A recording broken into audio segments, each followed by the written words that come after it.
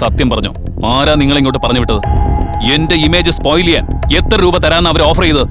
ഇനി എന്താ നിങ്ങളുടെ അടുത്ത പരിപാടി? മീഡിയയുടെ മുന്നിൽ പ്രഹസനമാണോ? അതാണല്ലോ ഇപ്പോഴത്തെ ഫാഷൻ. ഇങ്ങനെ കാശുണ്ടാക്കിയിട്ടാണോ നീ നിന്റെ മോനെ വളർത്തുന്നത്? അല്ല, ശരിക്കും ഇവൻ നിന്റെ മോൻ തന്നെയാണോ? ഞാൻ ആരാണെന്ന് നിനക്ക് ശരിക്കും അറിയില്ല. കുടുംബത്തിന്റെ മാനം തന്നെ അങ്ങ് പോയി. ഇനി ഒരു നിമിഷം ഇവിടെ നിൽക്കരുത്. എടുക്കാനുള്ളൊക്കെ എടുത്തോ. അപ്പോഴേക്ക് അച്ഛനൊരു പ്രധാന തീരുമാനം എടുത്തു കഴിഞ്ഞിരുന്നു.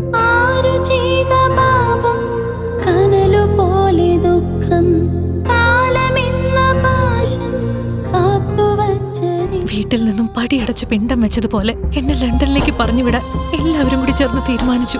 മറ്റു മാർഗങ്ങൾ ഇല്ലാത്തതുകൊണ്ട് എനിക്കത് അനുസരിക്കേണ്ടി വന്നു. നീലിമയുടെയും അവളുടെ കാമുകൻ ആദിയുടെയും വിവാഹം നടക്കാൻ ഒരാഴ്ച മാത്രമേ ബാക്കിയുണ്ടായിരുന്നുള്ളൂ. എന്നാൽ വിവാഹത്തിനു മുൻപ് നീലിമയ്ക്ക് ആരോ ഒരാളുമായി കിടക്ക പങ്കിടേണ്ടി വന്നു. അവൻ ആരാണെന്നോ എന്താണെന്നോ പോലും നീലിമയ്ക്ക് അറിയില്ലായിരുന്നു. ലഹരി ബോധം മറച്ച ആ രാത്രിയിൽ അവളുടെ ജീവിതം തന്നെ മാറി മറിഞ്ഞു. ഒരാഴ്ചയിൽ എൻഗേജ്മെന്റ് വെച്ചിട്ട് എന്ത് വലിയ പാപോ ഞാൻ എന്റെ ആദിയോട് ചെയ്തത്. ആരോ വാതിലിൽ ശക്തമായി ഇടിക്കുന്നത് കേട്ട് ഞെട്ടിയ നീലിമ തന്റെ വസ്ത്രങ്ങൾ വാരിയെടുത്ത് ധരിച്ച ശേഷം അവൾ വാതിൽ തുറന്നു. എന്നാൽ അവൾക്ക് മുൻപിൽ നിന്നിരുന്നത് നീലിമയുടെ പ്രതിശ്രുത വരൻ ആദിയായിരുന്നു. നിന്നെ പോലെ ഒരുത്തിയാണല്ലോ ഞാൻ ഇത്രയും കാലം പ്രാണനെ പോലെ സ്നേഹിച്ചത്. എന്റെ ജീവിതം ഇല്ലാതാക്കിയ ആ ഒരുത്തൻ ആരാണ്? അവനിപ്പോ എവിടെയാണ്? ഈ ചോദ്യങ്ങൾക്കുള്ള ഉത്തരം എന്നായാലും എനിക്ക് അറിയുക തന്നെ വേണം.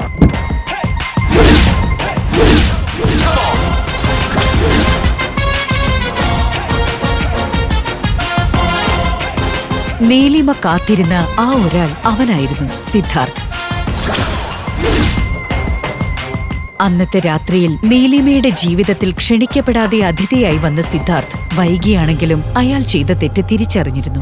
ആ രാത്രിയിൽ തനിക്കൊപ്പം ചെലവഴിച്ച പെൺകുട്ടിയുടെ മുഖം പോലും അവന് ഓർമ്മയുണ്ടായിരുന്നില്ല. പക്ഷേ താൻ ചെയ്തത് പൊറുക്കാനാകാത്ത തെറ്റാണെന്ന ചിന്ത അവനെ ഇന്നും വേട്ടയാടുന്നു. ലഹരിക്ക് അടിമപ്പെട്ട് തിരുത്താനാകാത്തൊരു തെറ്റ് ചെയ്തിട്ട് 5 വർഷങ്ങൾ കഴിഞ്ഞിരിക്കുന്നു. അതിനെക്കുറിച്ച് ആലോചിക്കുമ്പോൾ ഇന്നും എനിക്ക് ഉറങ്ങാൻ സാധിക്കുന്നില്ല. കുടിച്ചത് കൂടിപ്പോയി എന്നത് ഒരു പെൺകുട്ടിയോട് അങ്ങനെ ചെയ്യാനുള്ള ലൈസൻസ് അല്ല എന്നെനിക്കറിയാം. ഇന്ന് എന്നെ കാണുമ്പോൾ എനിക്ക് തന്നെ വെറുപ്പ് തോന്നുന്നു. ഈ ലോകത്തെവിടെയാണെങ്കിലും അവളെ കണ്ടുപിടിച്ച് മാപ്പ് ചോദിക്കണം. എന്നെ കൊണ്ട് ചെയ്യാൻ പറ്റുന്നതൊക്കെ അവൾക്ക് വേണ്ടി ചെയ്തു കൊടുക്കണം. പക്ഷേ ഇപ്പൊ അവൾ എവിടെയായിരിക്കും? സിദ്ധാർത്ഥ് പറഞ്ഞതുപോലെ നീണ്ട 5 വർഷങ്ങൾ അപ്പോഴേക്കും കടന്നുപോയിരുന്നു. നീലിമയുടെ ജീവിതത്തിലും ഒരുപാട് മാറ്റങ്ങൾ സംഭവിച്ചു. അന്നത്തെ രാത്രിയിൽ നടന്ന ചതിയുടെ സമ്മാനമായി നീലിമയ്ക്കൊരു മകൻ ജനിച്ചിരുന്നു, അശ്വിൻ എന്ന അച്ചു. അച്ചുവിന് ഇന്ന് 4 വയസ്സാകുന്നു. കുസൃതി കുടുക്കയായ അവനാണ് നീലിമയുടെ സ്ട്രെസ് ബസ്റ്റർ. ഒരു ദിവസം അച്ചുവിന്റെ കുസൃതികൾക്ക് പിറകെ ഓടുമ്പോഴാണ് അവളെ തേടി ആ ഫോൺ കോൾ എത്തിയത്. ഫോണിൽ തെളിഞ്ഞ പേര് കണ്ട് നീലിമയുടെ മുഖം ചുവന്നു. ആരായിരുന്നു അത്? എന്താണ് നീലിമയെ വിളിക്കുന്ന ആ ഒരാൾക്ക് പറയാനുണ്ടായിരുന്നത്? എന്തുകൊണ്ടാണ് ഫോൺ എടുക്കാൻ നീലിമ മടിക്കുന്നത്? ഞാൻ ജീവനോടെയുള്ള കാര്യം അച്ഛൻ ഓർമ്മയുണ്ടോ? പതിവില്ലാതെ കോള് കണ്ടുകൊണ്ട് ചോദിച്ചതാ. ഞാൻ വിളിച്ചത് നിന്റെ അനിയത്തിയുടെ കല്യാണം ക്ഷണിക്കാനാ. വരനെ നിനക്ക് നന്നായിട്ട് അറിയാം. വേറെ ആരുമല്ല, നമ്മുടെ ആദ്യ തന്നെ.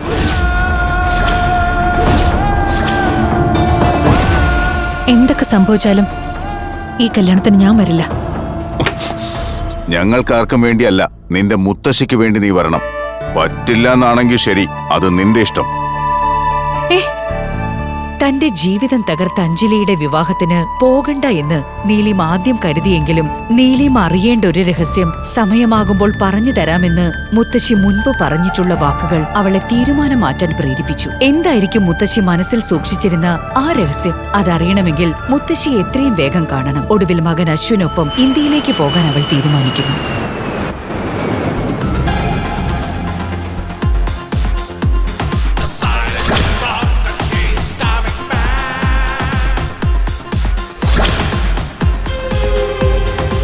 അമ്മേ, എനിക്കൊന്ന് വാഷ്റൂം പോകണം.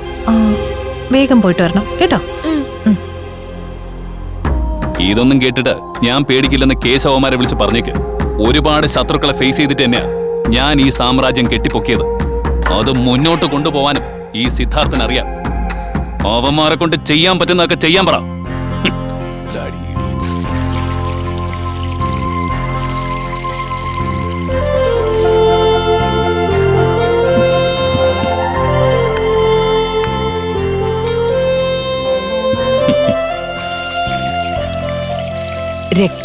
രക്തത്തെ തിരിച്ചറിയുന്ന നിമിഷങ്ങളായിരുന്നു അത്.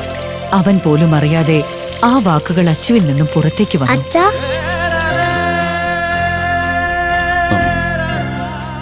മോനെന്തെങ്കിലും പറഞ്ഞു? എന്റെ അച്ഛനല്ലേ? എനിക്കറിയാം എന്റെ അച്ഛൻ തന്നെയാണെന്ന്. ഏയ്, അച്ഛാ, ഞാൻ നിന്റെ അച്ഛനല്ല. കള്ളം പറയണ്ട, ഇത് തന്നെ എന്റെ അച്ഛൻ. ഏയ്, വിടോ. നിനക്ക് ഞാൻ പറഞ്ഞാ മനസ്സിലാവില്ലേ?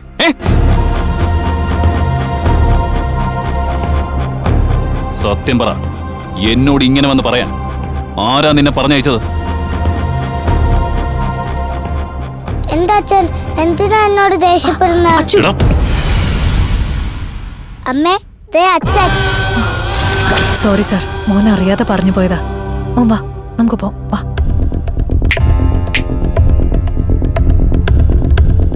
സത്യം പറഞ്ഞോ, ആരാ നിങ്ങളെ ഇങ്ങോട്ട് പറഞ്ഞു വിട്ടത്? എന്റെ ഇമേജ് സ്പോയിൽ ചെയ്യാൻ എത്ര രൂപ തരാന്ന് അവർ ഓഫർ ചെയ്തത്? ഇനി എന്താ നിങ്ങളുടെ അടുത്ത പരിപാടി? മീഡിയയുടെ മുന്നിൽ പ്രഹസനമാണോ? അതാണല്ലോ ഇപ്പോഴത്തെ ഫാഷൻ. ഇങ്ങനെ കാശുണ്ടാക്കിയിട്ടാണോ നീ നിന്റെ മോനെ വളർത്തുന്നത്? അല്ല, ശരിക്കും ഇവൻ നിന്റെ മോൻ തന്നെയാണോ? ഞാൻ ആരാണെന്ന് നിനക്ക് ശരിക്കും അറിയില്ല. താൻ ആരായാലും എനിക്കെന്താടോ? സ്ത്രീകളോടും കുട്ടികളോടും ആദ്യം മര്യാദയ്ക്ക് സംസാരിക്കാൻ പഠിക്കേ. ഇതൊന്നും തന്റെ വീട്ടിൽ പഠിപ്പിച്ചു തന്നിട്ടില്ലേ? എന്റെ വീട്ടിൽ പഠിപ്പിച്ചതൊക്കെ അവിടെ ഇരിക്കട്ടെ. അല്ല, സ്വന്തം കുട്ടിക്ക് അച്ഛൻ ആരാണെന്ന് ഇതുവരെ പറഞ്ഞു കൊടുത്തിട്ടില്ലേ?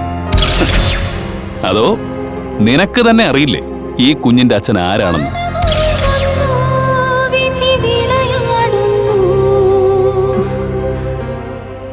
ശരിയാ മിസ്റ്റർ, എനിക്കെന്റെ മകന്റെ അച്ഛൻ ആരാണെന്ന് അറിയില്ല. പക്ഷേ ഞാൻ എന്റെ മോനോട് ഒന്ന് പറഞ്ഞോളാം, നിന്നെപ്പോലൊരാളല്ല അവന്റെ അച്ഛനെന്ന്. ഒരു അപരിചിതൻ തന്റെ മുഖത്ത് നോക്കി അങ്ങനെയൊക്കെ പറഞ്ഞത് അവളുടെ മനസ്സിനെ കുറച്ചൊന്നുമല്ല വേദനിപ്പിച്ചത്. നീലിമയുടെ മറുപടി സിദ്ധാർത്ഥിനെ ശരിക്കും വിഷമിപ്പിച്ചു. അച്ചു വാഷ്റൂമിൽ മറന്നുവെച്ച റുബിക്സ് ക്യൂബ് കണ്ടതോടുകൂടി അങ്ങനെയൊരു ചോദ്യം അവളോട് ചോദിക്കണ്ടായിരുന്നു എന്ന് സിദ്ധാർത്ഥിന് തോന്നി. ബിസിനസ് എതിരാളികളുടെ എന്തോ പ്ലാനിംഗ് ആണെന്ന് കരുതിയ പെട്ടെന്ന് ആ കുഞ്ഞിനോട് അങ്ങനെയൊക്കെ പറഞ്ഞു പോയത്. ഞാൻ ചെയ്തത് പൊറുക്കാനാവാത്ത തെറ്റ് തന്നെയാ. അവൻ കാണുക തന്നെ അവന്റെ അമ്മയോട് മാപ്പ് ചോദിക്കണം. ലഗേജൊക്കെ കളക്ട് ചെയ്ത് എയർപോർട്ടിൽ നിന്നും പുറത്തു വന്ന നീലിമയെ തന്റെ മുന്നിൽ കണ്ട കാഴ്ച വല്ലാതെ അസ്വസ്ഥയാക്കി. നീലിമയെ കൂട്ടിക്കൊണ്ടുപോകാൻ എത്തിയിരിക്കുന്നത് അഞ്ജലിയും ആദിയുമായിരുന്നു.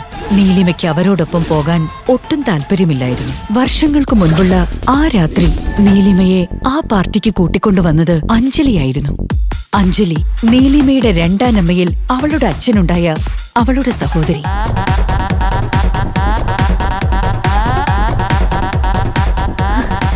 ചേച്ചി, ഒരു ഡ്രിങ്ക്സ് എടുക്കട്ടെ? വേണ്ട, എന്നാലൊരു സോഫ്റ്റ് ഡ്രിങ്ക് ആയാലോ? ഹോട്ടലിൽ നടന്ന പാർട്ടിയിൽ സോഫ്റ്റ് ഡ്രിങ്ക്സ് എന്ന് പറഞ്ഞ് ലഹരി കലർത്തിയൊരു പാനീയം നീലിമയ്ക്ക് കൊടുത്തതും ബോധം പോയ നീലിമയെ അവളെപ്പോലെ തന്നെ ബോധമില്ലാതെ കിടക്കുകയായിരുന്ന ഏതോ ഒരുത്തന്റെ മുറിയിലേക്ക് തള്ളിയിട്ടതും അഞ്ജലിയായിരുന്നു. തങ്ങളെക്കാൾ വലിയൊരു പണക്കാരനെയാണ് നീലിമ കല്യാണം കഴിക്കാൻ പോകുന്നത് എന്നറിഞ്ഞപ്പോൾ മുതൽ ശ്വാസം മുട്ടിയാണ് അഞ്ജലിയും അവളുടെ അമ്മ സത്യഭാമയും അഞ്ജലിയുടെ വീട്ടിൽ കഴിഞ്ഞിരുന്നത്. ആദിയുടെയും നീലിമയുടെയും വിവാഹം നടത്തരുതെന്ന് അവർ അന്ന് തന്നെ ഉറപ്പിച്ചിരുന്നു. അതിനായി അമ്മയും മകളും ചേർന്നുണ്ടാക്കിയ പ്ലാനാണ് അവർ കരുതിയതിനേക്കാളും വലിയ രീതിയിൽ ഇപ്പോൾ സക്സസ് ആയിരിക്കുന്നത്. എങ്ങനെയുണ്ട് മോനെ? ഗംഭീരായിട്ടുണ്ട്. ചേച്ചി, ചേച്ചി നമ്മളെ എല്ലാരെയും ചതിച്ചു. അയ്യോ പാവം, ഈ ആദ്യം ചതിച്ചു. എന്താ നീ പറയുന്നേ? നിങ്ങള് വാ, എന്റെ കൂടെ വാ, ഞാൻ കാണിച്ചു തരാം.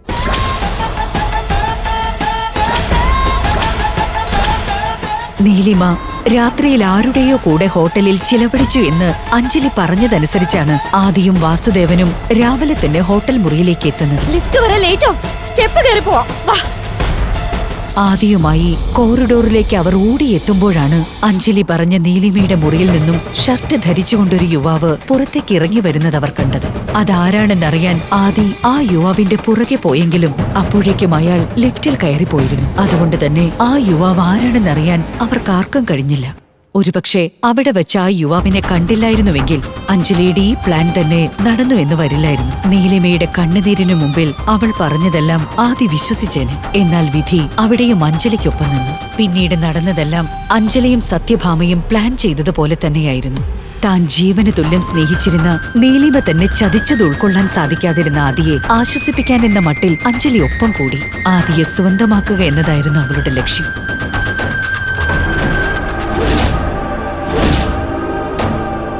ഓ മതി, ഒന്ന് നിർത്താവോ?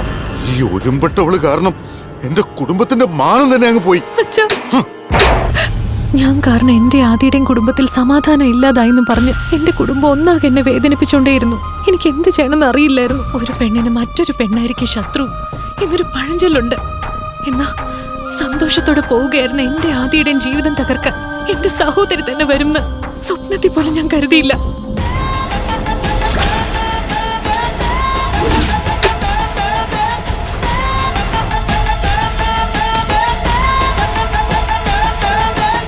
അതേസമയം ഒന്നും നടന്നിട്ടില്ലാത്തതുപോലെ അഞ്ജലി നിഷ്കളങ്ക ഭാവത്തിൽ അച്ചുവിനെ കൊഞ്ചിക്കാൻ ശ്രമിക്കുന്നത് കണ്ടപ്പോൾ നീലിമയുടെ ദേഷ്യം ഇരട്ടിയായി. എന്റെ മോന്റെ അടുത്ത് നിന്റെ അഭിനയൊന്നും വേണ്ട. അയ്യോ ചേച്ചി, എന്തൊക്കെയാ പറയുന്നേ? നീ നേടണമെന്ന് കരുതിയതൊക്കെ നിനക്ക് കിട്ടിയില്ലേ? ഞാൻ നിന്റെ കല്യാണം കൂടാൻ വന്നൊന്നുമല്ല. അയ്യോ, എനിക്ക് എന്റെ മുത്തശ്ശി ഒന്ന് കാണണം, അത്രേ ഉള്ളൂ. അയ്യോ, ആദ്യം ഇത് കേട്ടോ? ഞാൻ ചേച്ചി ചേച്ചി എന്ന് വിളിച്ച് സ്നേഹിച്ചിട്ട് പറഞ്ഞത് കേട്ടില്ലേ? ആദ്യക്ക് ഞാൻ അഭിനയിക്കുകയാണെന്ന് തോന്നുന്നുണ്ടോ? നീ എന്താ നിന്നെ കുറിച്ച് കരുതി വെച്ചിരിക്കുന്നത്? കല്യാണം കഴിക്കാതെ ഒരു കുട്ടിയുമായിട്ട് വന്ന നിന്നേക്കാളും 1000 മടങ്ങും മിടുക്കി തന്നെയാ അഞ്ജലി. നീ എന്നോട് ചെയ്ത പോലൊന്നും ഒരു കാലത്തും ഇവളെന്നോട് ചെയ്യില്ല. ആദി പറഞ്ഞ വാക്കുകളുടെ അർത്ഥം മനസ്സിലായില്ലെങ്കിലും അയാൾ തന്റെ അമ്മയെ വഴക്കു പറഞ്ഞതാണെന്ന് അച്ചുവിന് മനസ്സിലായി. ദേ അങ്കിൾ, എന്റെ അമ്മയുടെ മര്യാദയ്ക്ക് സംസാരിക്കണം. എനിക്ക് ആരാട്ടറിയാൻ ഇടിച്ചു ചെറുക്കികളെ ഞാൻ. എന്തായാലും നല്ല പഠിപ്പാ കുഞ്ഞിനെ പഠിപ്പിച്ചു വെച്ചിരിക്കുന്നത്. അതെങ്ങനെയാ? പിഴച്ചു പെറ്റവന്റെ വായിന്ന് പിഴച്ച വർത്താനല്ലേ വരൂ. ആദി ഇത് പറഞ്ഞു തീർന്നതും നീലിമയുടെ കൈ അവന്റെ കരണം പൊളിച്ചിരുന്നു. എയർപോർട്ടിൽ അത്രയും ആളുകളുടെ മുമ്പിൽ വെച്ച് ലഭിച്ച ആ അടി അവന് വലിയ നാണക്കേടുണ്ടാക്കി. വികാരാധീനനായി നീലിമയെ തിരിച്ചടിക്കാൻ ചെന്ന ആദിയുടെ മുൻപിലേക്ക് തന്റെ അമ്മയെ രക്ഷിക്കാൻ പാഞ്ഞു ചെന്ന അച്ചുവിനെ ആദി വലിച്ചെറിഞ്ഞു. എന്നാൽ രക്ഷകനായ ഒരു കൈ നിലത്ത് വീഴാതെ അച്ചുവിനെ താങ്ങി നിർത്തി. ആ കൈകൾ മറ്റാരുടേതുമായിരുന്നില്ല, സിദ്ധാർത്ഥിന്റേതായിരുന്നു.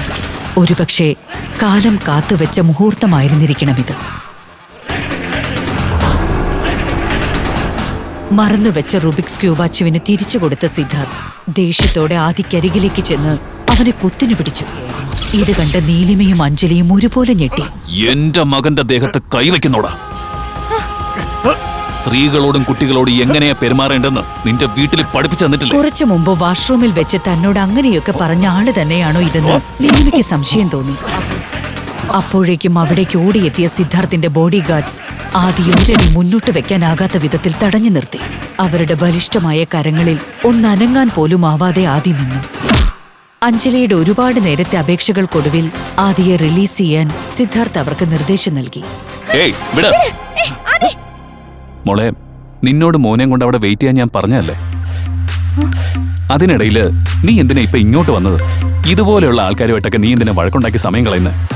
അമ്മയല്ല അച്ഛാ, ദേ ഇവരാ വഴക്കുണ്ടാക്കിയത്. മോനെ, ശരി, വിട്ടേക്ക്. വാ മോനെ, ആ ബാഗ് എടുത്തേക്ക്. തന്റെ കൺമുമ്പിൽ നടക്കുന്നത് എന്താണെന്ന് നീലിമയ്ക്ക് മനസ്സിലാകുന്നുണ്ടായിരുന്നില്ല. ഒരു അപരിചിതൻ എന്തിനാണ് ഇങ്ങനെയൊക്കെ പെരുമാറുന്നത്? തന്റെ മുൻപിൽ മറ്റു വഴികളൊന്നുമില്ലാത്തതിനാൽ സിദ്ധാർത്ഥിന്റെ കൂടെ പോകാൻ നീലിമ തീരുമാനിച്ചു. സിദ്ധാർത്ഥ് അച്ചുവിനെയും നീലിമയെയും തന്റെ ലിമിറ്റഡ് എഡിഷൻ കാറിൽ കൊണ്ടുപോകുന്നത് അഞ്ജലി അസൂയയോടെ നോക്കി നിന്നു. ഇത് സുധാകരൻ, വാസുദേവന്റെ സുഹൃത്താണ്. പ്രായം 50 കഴിഞ്ഞ് മുടിയെല്ലാം പോയെങ്കിലും വിഗ് വെച്ച് ചെറുപ്പക്കാരനായിട്ടാണ് നടപ്പ്. വിദേശത്തു നിന്നും വരുന്ന നീലിമയെ സുധാകരന് വിവാഹം ചെയ്തു കൊടുക്കാമെന്ന് വാക്കു കൊടുത്തിരിക്കുകയാണ് വാസുദേവൻ.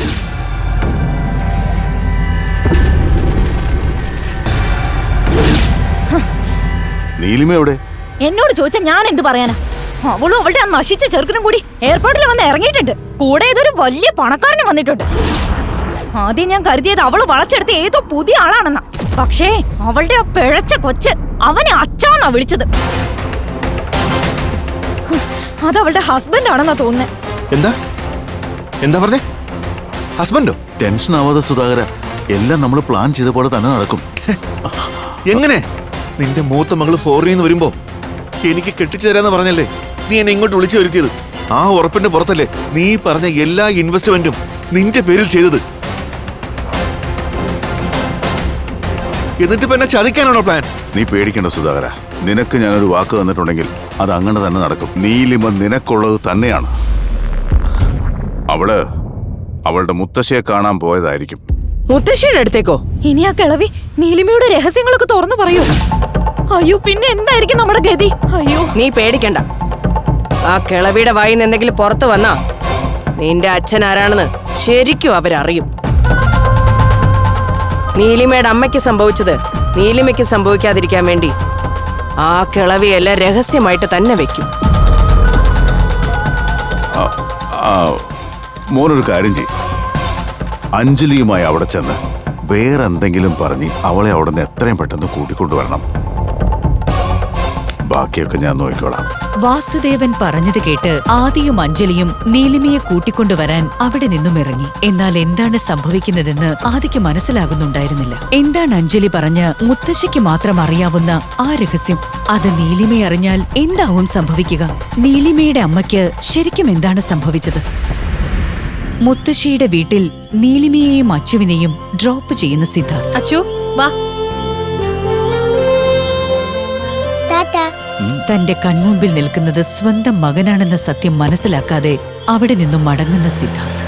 5 വർഷങ്ങൾ കഴിഞ്ഞാണ് നീലിമ തന്റെ മുത്തശ്ശി മാധവിയെ കാണുന്നത്. കണ്ടയുടനെ തന്നെ മുത്തശ്ശിയെ കെട്ടിപ്പിടിച്ച് നീലിമ ഒരുപാട് കരഞ്ഞു. മാധവി നീലിമയുടെ അമ്മയുടെ അമ്മയാണ്. തന്റെ ഉള്ളിലെ സ്നേഹം മുഴുവൻ കൊടുത്തിട്ടാണ് അവർ നീലിമയെ വളർത്തിയത്. പക്ഷേ വാസുദേവനെ പേടിച്ച് പലതും നീലിമയോട് തുറന്നു പറയാൻ മുത്തശ്ശിക്ക് കഴിഞ്ഞിരുന്നില്ല. തന്റെ പേരക്കുട്ടിയെ അന്നാദ്യമായിട്ടായിരുന്നു മുത്തശ്ശി നേരിൽ കാണുന്നത്. മുത്തശ്ശിയുടെ ഉള്ളിലെ സ്നേഹം മുഴുവൻ അണപൊട്ടിയൊഴുകി. മോനെ, നീലിമയെക്കുറിച്ചുള്ള രഹസ്യം എന്നെങ്കിലും ഒരു നാൾ തുറന്നു പറയാൻ വേണ്ടി മുത്തശ്ശി മനസ്സിൽ സൂക്ഷിച്ചിരുന്നു. മുത്തശ്ശിയെ കണ്ട നീലിമയ്ക്ക് മനസ്സിന് ചെറിയൊരു ആശ്വാസം തോന്നി. തന്റെ തറവാട്ടിലെ ഭൂതകാല സ്മരണകളിലേക്ക് അവളുടെ മനസ്സറിയാതെ സഞ്ചരിച്ചു. അപ്പോഴേക്കും ആദിയോടൊപ്പം അഞ്ജലി അവിടെ എത്തിയിരുന്നു.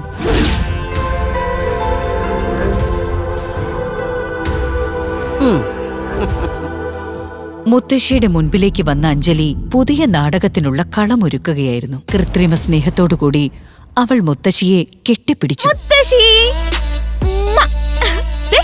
എത്ര നാളായി കണ്ടിട്ട്. സുഖമായിട്ടിരിക്കുന്നില്ലേ?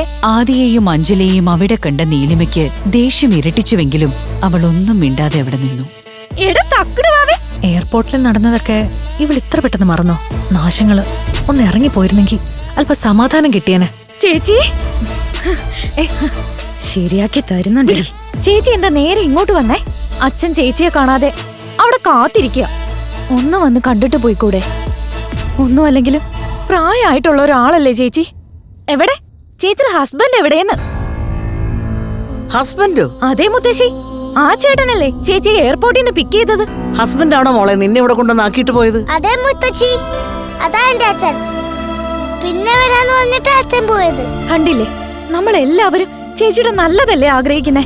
ചേച്ചിക്ക് നമ്മളെ കുറിച്ച് യാതൊരു ചിന്തയില്ല. ചേച്ചി കല്യാണം കഴിച്ചതോ പറഞ്ഞില്ല. അത് പോട്ടെ മുത്തശ്ശി, ഇത്രയും വർഷം കഴിഞ്ഞ് നാട്ടിലേക്ക് വരുന്ന മോളെ ഒന്ന് കാണണമെന്ന് നമ്മുടെ അച്ഛനും ആഗ്രഹം കാണില്ലേ ചേച്ചി? അതിനു വേണ്ടിയെങ്കിലും ഒന്ന് അങ്ങോട്ട് വന്നൂടെ ചേച്ചി? നമുക്ക് നമ്മുടെ വീട്ടിലേക്ക് പോവാം. മുത്തശ്ശി ഒന്ന് പറഞ്ഞു കൊടുക്കും മുത്തശ്ശി. ഇത്രയും വർഷം കാണാത്തതുകൊണ്ട് അച്ഛൻ ചിലപ്പോ എല്ലാം മറന്നു കാണും. എന്ത് നടക്കുമെന്നറിയില്ലെങ്കിലും ഇവരുടെ കൂടെ പോയി നോക്കുന്നതാ നല്ലത്. നിന്റെ ജീവിതത്തിൽ നല്ലതൊന്നും നടക്കാതിരിക്കാൻ വേണ്ടിയാ ഞാൻ ഇത്രയും കഷ്ടപ്പെട്ടത്. നീ വീട്ടിലോട്ട് വാടി. അച്ഛന്റെ പ്ലാനൊക്കെ മുന്നിൽ നിന്ന് നടത്തുന്നത് ഈ ഞാനായിരിക്കും. പോവാ പ്ലീസ്, വാ ചേച്ചി. എന്റെ മുന്നിൽ വെച്ച് എന്തൊക്കെ കളത്തരങ്ങളാണ് അഞ്ജലി പറഞ്ഞത്. ഇവരെല്ലാവരും ചേർന്ന് നീലിമയോട് എന്തോ ദ്രോഹം ചെയ്തിട്ടുണ്ട്. എന്തായിരിക്കും അത്? ഇനി ഞാനും നീലിമയെ മനസ്സിലാക്കാതെയാണോ അവളോട് അങ്ങനെയൊക്കെ പെരുമാറിയത്? താൻ എത്തിപ്പെടാൻ പോകുന്നത് വലിയൊരു അപകടത്തിലേക്കാണെന്ന് മനസ്സിലാക്കാതെ മുത്തശ്ശിയോട് യാത്ര പറഞ്ഞ് അഞ്ജലിയോടൊപ്പം പോകാൻ നീലിമ തീരുമാനിച്ചു. താൻ വിരിച്ച വലയിൽ തന്നെ നീലിമ വന്നു വീണ സന്തോഷത്തിൽ അഞ്ജലി നീലിമയെയും കൂട്ടി കാറിനടുത്തേക്ക് നടന്നു. എന്നാൽ ആദി ആകെ ആശയക്കുഴപ്പത്തിലായിരുന്നു.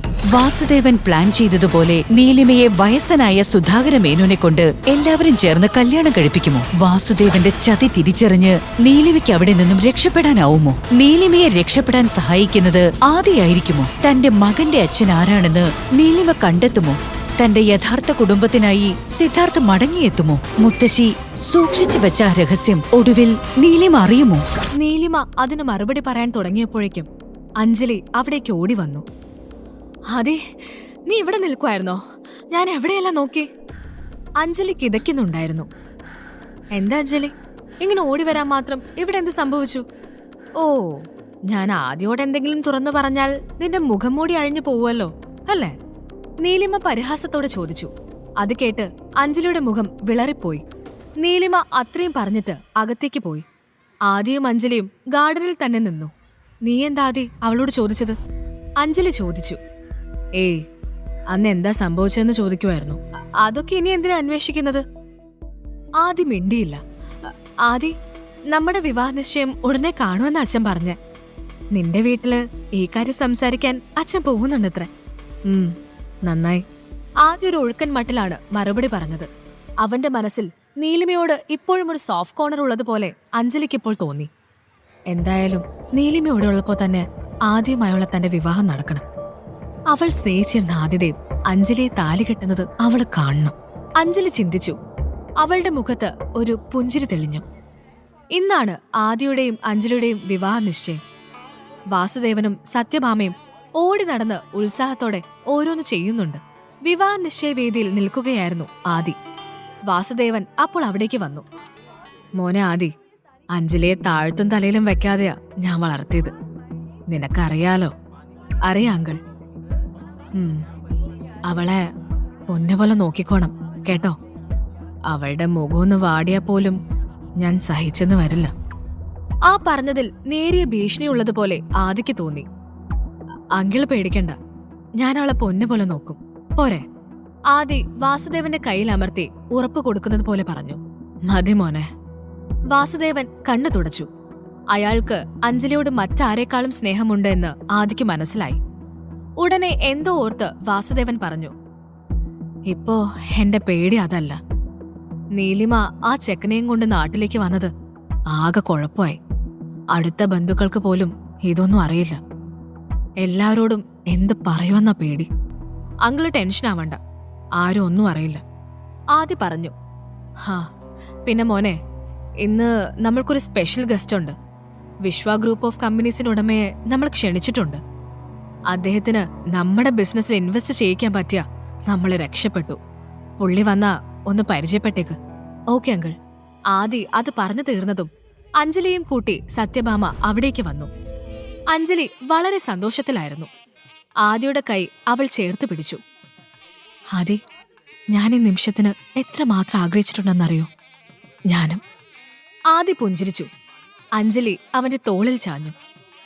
വേദിയിലിരിക്കുന്ന ആദിയെയും അഞ്ജലിയും നോക്കിക്കൊണ്ട് നീലിമ സദസ്സിലേക്ക് വന്നു. കൂടെ അശ്വിനും ഉണ്ടായിരുന്നു. നീലിമ വരുന്നത് കണ്ട വാസുദേവൻ അവളുടെ അടുത്തേക്ക് ചെന്നു. അല്ല, നീ ഇതെന്ത് ഭാവിച്ചാ ഈ ചെക്കനെയും കൂട്ടി വന്നത്? ഇതിനെ കൊണ്ടുവരരുതെന്ന് ഞാൻ പറഞ്ഞല്ലേ? വാസുദേവൻ ശബ്ദം താഴ്ത്തി ചോദിച്ചു. പിന്നെ എന്റെ മോനെ എനിക്ക് കളഞ്ഞിട്ട് വരാൻ പറ്റുമോ? നീലിമയും വാസുദേവനും സംസാരിക്കുന്നത് കണ്ട അഞ്ജലി വേദിയിൽ നിന്നിറങ്ങി അവിടേക്ക് വന്നു. എന്താച്ചാ, എന്തുപറ്റി? ഒന്നുമില്ല, മോള് പോയി ആദിക്കൊപ്പം ഇരിക്കെ, ചടങ്ങ് നടക്കട്ടെ, വാസുദേവൻ പറഞ്ഞു. അല്പസമയത്തിനകം ആദിയും അഞ്ജലിയും പരസ്പരം മോതിരമിട്ടു. നീലിമ അപ്പോൾ തന്റെയും ആദിയുടെയും വിവാഹ നിശ്ചയ ദിവസം ഓർത്തുപോയി. അവൾക്കപ്പോൾ എന്തോ അസ്വസ്ഥത തോന്നി. അവിടെ നിന്നും പോവാനായി അവൾ എഴുന്നേറ്റു. അമ്മ, എന്തുപറ്റി? അശ്വിൻ ചോദിച്ചു. ഒന്നുമില്ല അച്ചു, അമ്മയ്ക്കേ തലവേദനിക്കുന്നു, നീലിമ പറഞ്ഞു. അമ്മ ഇവിടെ നിൽക്ക്, ഞാനിപ്പോ വരാം. നീലിമ എന്തെങ്കിലും പറയും മുൻപേ അശ്വിൻ ഓടിപ്പോയി. അവൻ എങ്ങോട്ടാ ഓടുന്നതെന്ന് മനസ്സിലാവാതെ നീലിമ നിന്നു. അശ്വിൻ അതിഥികൾക്ക് കുടിക്കാൻ വെച്ച ജ്യൂസുമായി തിരികെ വന്നു. അതവൻ അമ്മയ്ക്ക് നേരെ നീട്ടി. ഇന്നാ, അമ്മ ഇത് കുടിക്കേ. അശ്വിൻ അവന്റെ കുഞ്ഞു കൈകൾ അമ്മയ്ക്ക് നേരെ നീട്ടി. നീലിമയുടെ കണ്ണുകൾ നിറഞ്ഞു. അവൾ അവനെ ചേർത്ത് പിടിച്ചു. സദസ്സിലെ ആ പ്രധാനപ്പെട്ട അതിഥി അപ്പോൾ അവളെ തന്നെ ശ്രദ്ധിക്കുകയായിരുന്നു. ചടങ്ങ് തീർന്നപ്പോൾ വാസുദേവൻ വീണ്ടും നീലിമയ്ക്ക് അരികിലേക്ക് വന്നു. വാസുദേവൻ ചുറ്റും നോക്കി. ബന്ധുക്കളൊക്കെ അഞ്ജലിയെ ശ്രദ്ധിച്ചു നിൽക്കുകയായിരുന്നു. നീ ഇവിടെ ഓരോന്ന് കാണിച്ചു കൂട്ടുന്നതിനാ ഞാൻ മറുപടി പറയേണ്ടി വരുന്നത്. ഞാൻ ആരെയും നാണം കെടുത്താനൊന്നും ഉദ്ദേശിച്ചിട്ടില്ല. മുത്തശ്ശി പറഞ്ഞതുകൊണ്ട് മാത്രം ചടങ്ങിന് വന്നത്. നീലിമ അശ്വിനെയും കൂട്ടി തിരികെ നടന്നു. വാസുദേവൻ പിന്നെ ഒന്നും പറഞ്ഞില്ല. അവൾ അവിടെ നിന്ന് പോയാൽ തന്റെ പദ്ധതികൾ പാളുമെന്ന് അയാൾക്ക് പേടിയുണ്ടായിരുന്നു. മോളെ, അച്ഛൻ പെട്ടെന്നുള്ള ദേഷ്യത്തില് അറിയാതെ തല്ലിയതാ. എന്തായാലും നീ വന്നതല്ലേ, ചടങ്ങ് തീരും വരെ ഇരിക്കെ. നീലിമ അത് കേട്ട് സദസ്സിൽ തന്നെ ഇരുന്നു. എന്താ അവിടെ പ്രശ്നം? ആദ്യ ചോദിച്ചു. പ്രശ്നമൊന്നുമില്ല. ചേച്ചി ആ കൊച്ചിനെയും കൂട്ടി വന്നത് അച്ഛന് ഇഷ്ടായില്ല, അത്ര തന്നെ. നീലിമ അശ്വിനൊപ്പം തിരികെ വീട്ടിലേക്ക് പോവാനായി എഴുന്നേറ്റു. അപ്പോഴേക്കും വാസുദേവൻ അവിടേക്ക് വന്നു. ഒപ്പം ഒരു 50 വയസ്സ് തോന്നിക്കുന്ന ആളുമുണ്ട്. നീലിമ അയാളെയും അച്ഛനെയും നോക്കി. കുറച്ചു മുന്നേ തന്നോട് മോശമായി പെരുമാറിയ ആളെ അല്ലായിരുന്നു അപ്പോൾ അച്ഛൻ. മോളെ, ഇത് സുധാകര മേനോൻ, വലിയ ബിസിനസ്മാനൊക്കെയാ.